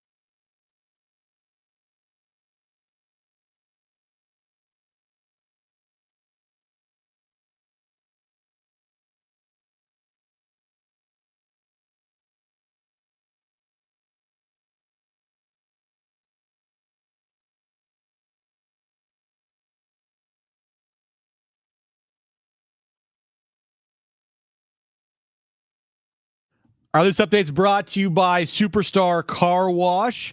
The semifinals in the college football playoff are set. Texas will take on Ohio State, and Penn State will take on Notre Dame. Winners of those games will move on to the national championship. And Saturday afternoon, San Diego State takes on Boise on the road, 1 p.m. tip time. You can listen to that game right here on San Diego Sports 760. And the Padres made a move. They signed Moises Gomez to a minor league contract. Good news, our holiday membership sale at Superstar Car Wash is extended. Last chance to get unlimited washes for just $20. Visit supercarwash.com or text JOLLY to 27800 now. Terms do apply.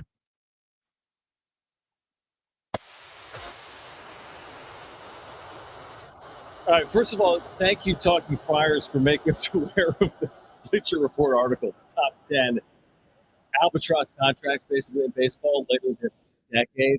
And I understand defending the Machado contract. I do understand it. Like, Manny Machado is a central figure, like, in Padres history at this point, isn't he? He's like a top 5 figure in the history of the organization. Yes. And he's a human being. There's been some good, there's been some bad. But you can't argue his relevancy. He's the all-time home run leader in franchise history. If you here's a good January He's easily 2nd. top 5. Well, here's a good January 2nd. Like, give me 3-4 players that resonate more in the history of the franchise. Obviously, Tony, Trevor. Right. I could argue because he won a Cy Young, PV, maybe Randy Jones too. All right, but he's there. So he's in the 3, 4, 5 range, and his career is nowhere near over as a Padre. He will go down as a top Caminetti. 2 or 3. He's going to go down, though, as a top 2 or 3 figure. Yes. In the history of the organization. It might be third.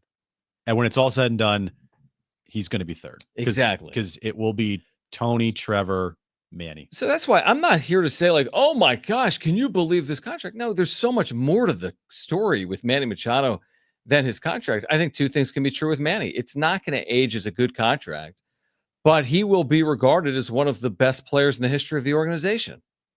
Both of those are true. Mm-hmm. He will be remembered as one of the top players in the history of the franchise, and he'll be remembered for the good, bad, and ugly.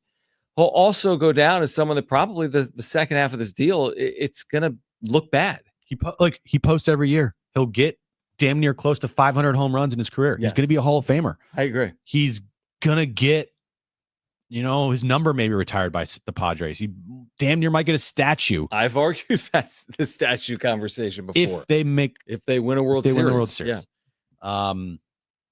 He'll probably go into the Hall of Fame as a Padre. Yep. So, yeah, I mean, all the money in the world, I don't care how much it is as long as they win.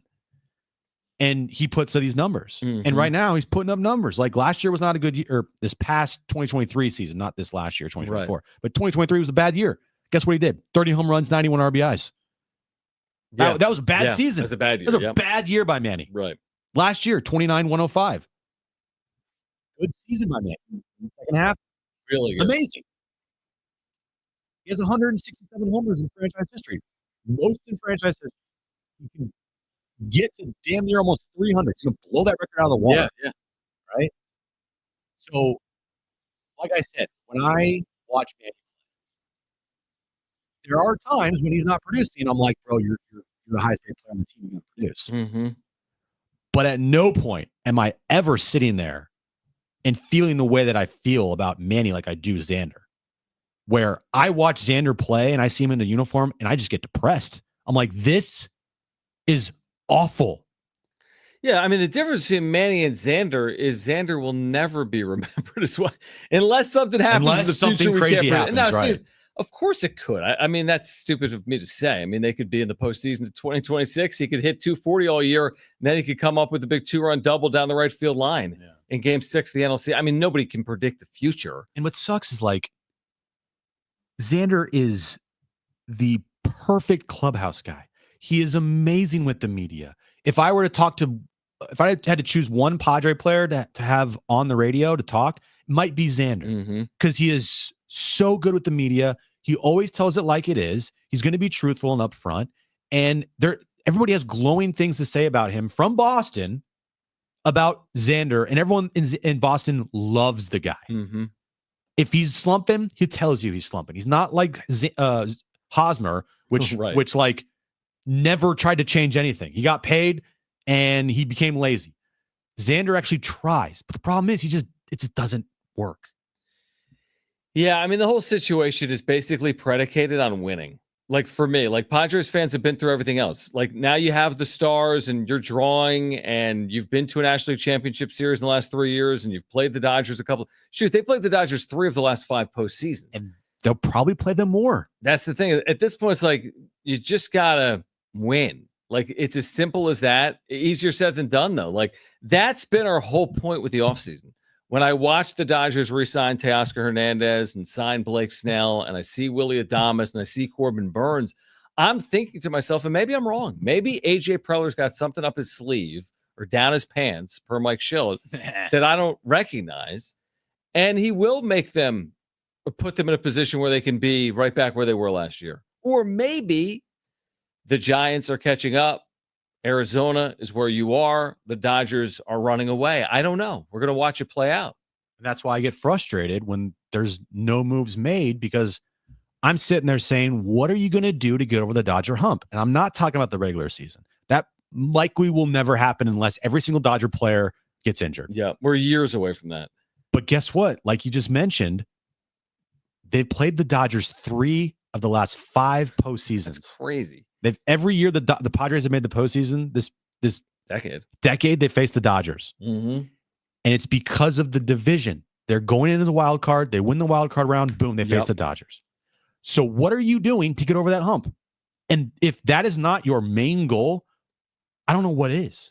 Like your goal as a franchise is, how do we get past the Dodgers in the postseason? Because more likely than not, we're going to face them. And that's why I have the problem with their lack of moves. And they're I guess, like, I had this analogy to me today from from Brian Maine. It's like the Padres are trying to run up an escalator that's going the opposite way. Okay, yeah. Like they have to climb this mountain, but it's going the other way. And they're part of the problem as well, because they're not, as a franchise, doing what Peter sought out to do. There's 2 ways to look at this. Like the glass half full way to look at this is they have somehow won 4 playoff series. Yeah, they've been incredibly successful. Decade. Yes. 1 in 2020, 2 in 2022, 1 in 2024. It's pretty good. I don't know how many teams have won more than that in baseball the last 4 years. Obviously, there's 3, 4, 5 teams, but they'd be top 6 in playoff series 1 over the last 5 years. That's the glass half full. The glass half empty is the payroll's going down.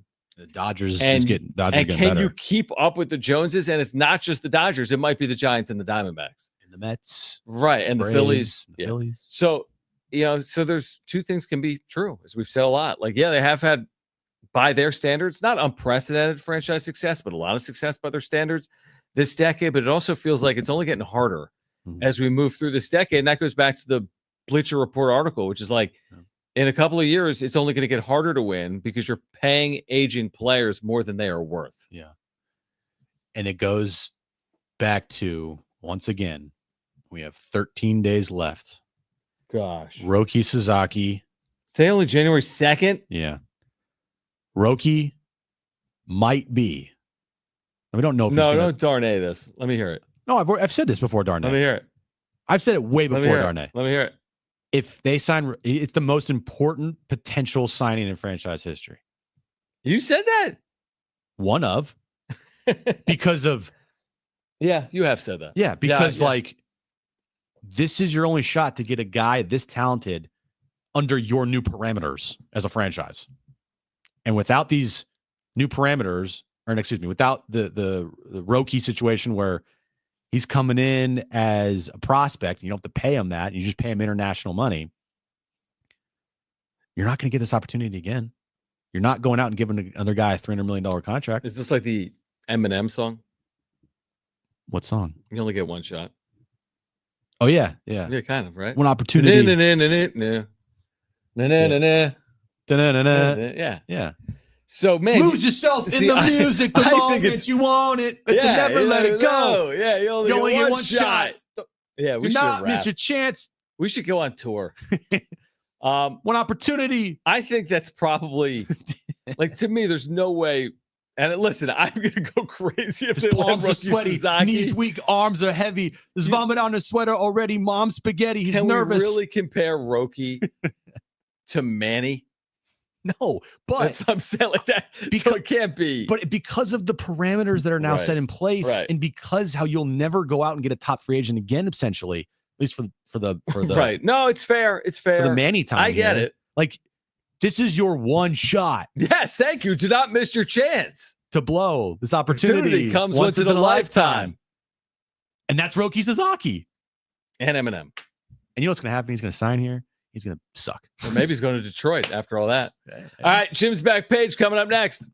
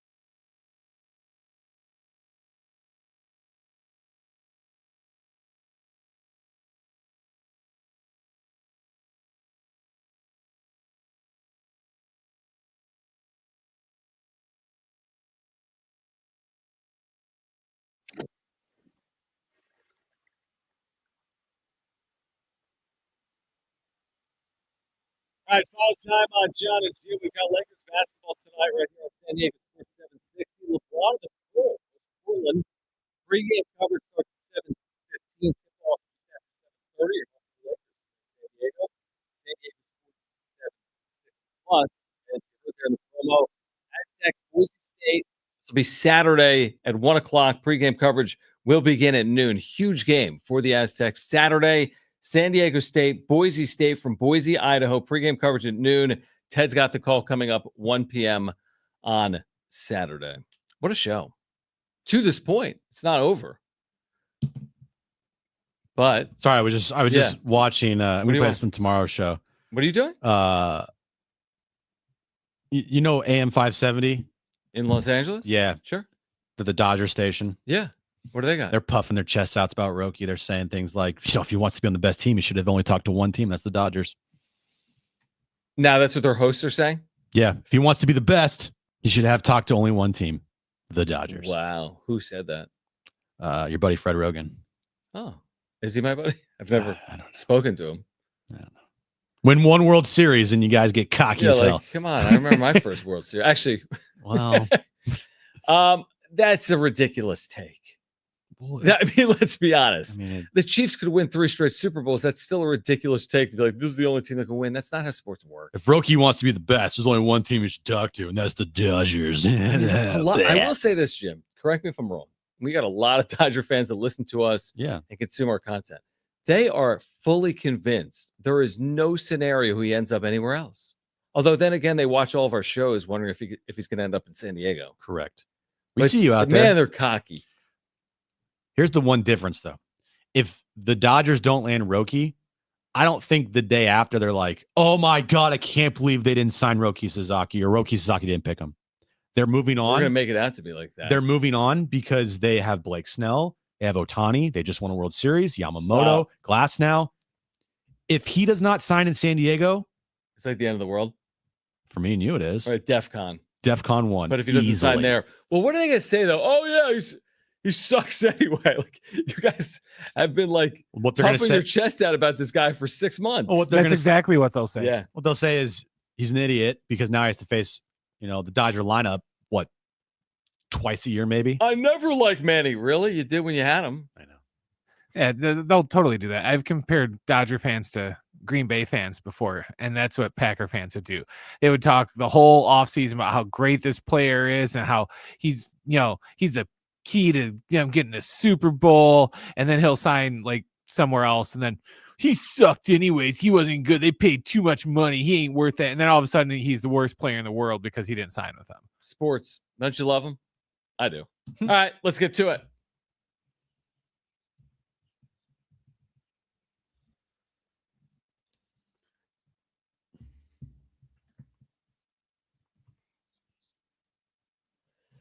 What have we missed? Are you a big Rose Bowl parade guy?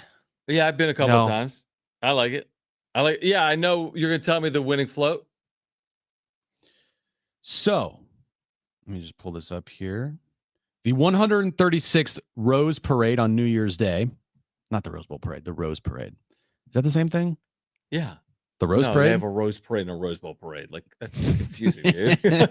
Well, anyway, the San Diego Zoo won the coveted sweepstakes award during the 136th Rose Parade on New Year's Day. It is the second consecutive time the Wildlife Alliance was awarded the parade's top trophy, which is handed out to the float considered by the event's judges to be the most beautiful overall. Is that the equivalent of the Padres winning a playoff series in LA? Because, if a San Diego Zoo goes into the Pasadena Rose Parade and takes away the award for best float over presumably LA floats, maybe a little different. The winning float was pandas on? Was designed by Azusa's based Artistic Entertainment Services, stood more than 50 feet tall, and featured 700,000 individual plants from more than 3,000 species. Come on. Dude, look at the top of the float. It has 2 pandas on it. You can't lose with that. Look at this thing. Yeah, you can't lose it. That thing is amazing. Pandas on the top. Of course they're going to win the freaking If they won last year without pandas, of course they're going to win this year with pandas. Yeah. word of advice. Yeah. Just always put pandas on your float and you'll win every single day. They probably moved around just as much as the real pandas do. Just sleeping. Still. Just sit there and chew on bamboo for 6 hours. That's what they have them with, bamboo. Oh, perfect. Oh, yeah, because that's all they do. Well, yeah, I mean, exactly. They're boring. That's their job. Wow, Brent hates pandas. They're boring. At least the other bears like have a pool they swim in. The best fast food items that aren't available in the United States, according to this report. Great for our listeners. Since, I always talk about things. 80% of the back page from 2024. Correct. Right. On the list, this sounds delicious. A McDonald's Hawaiian McCrispy in Australia? What is that? I assume it's a chicken sandwich with a piece of pineapple on it. Chicken sandwich with a piece of pineapple, some lettuce. Looks like there's some bacon on that, cheese, and mayo. All right. Okay. Lettuce. McDonald's saucy fried chicken in the Philippines.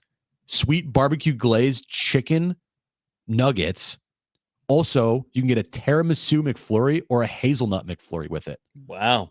I'm just going there. McDonald's Super Cheddar Lover in Colombia. It's 6 pieces of cheese on a double meat. And that's it. So a double meat burger. It's a double with just 6 pieces of cheese. It's a Super Cheddar Lover. At least they put meat on it. And like one of the Asian McDonald's, you can get like a cheese sandwich that's literally like this. It's like a short story, like size novel of cheese. Wendy's Strawberry Cheesecake Frosty in the Philippines. Wow. I'm going there. In Canada, we talked about this. The Subway footlong gingerbread cookie. Right. We did talk about that. Yeah. In Europe, beer is served at McDonald's. Really? Yeah, everyone knows that. In the Philippines, Have you ever seen Pulp Fiction? you can get spaghetti at Popeyes. And in Colombia, cool. they give a McDonald's. What is this? Piazza McFlurry? It's not pizza. Is it Pizza? No, it's Piazza. Piazza. I have no idea. Pizzazz? No, is it like it's the Leaning chocolate. Tower? Oh, pizza? I don't know. What is that? Chocolate? I have no idea, dude. I don't know. Finally, McDonald's is testing a new burger, the Big Arch, which they believe could become as iconic as the Big Mac. Currently, it's being trialed in 3 markets out of state. But McDonald's says that they plan to launch the Big Arch burger in the United States, priced at around $9. That existed before. And I don't even eat meat. What, the Big Arch? Yes, 1000%. Brent, Big a long Arch. time ago. Yeah. It got discontinued. But, they're going to, bring it back. So there you go. Do they need to reinvent the wheel?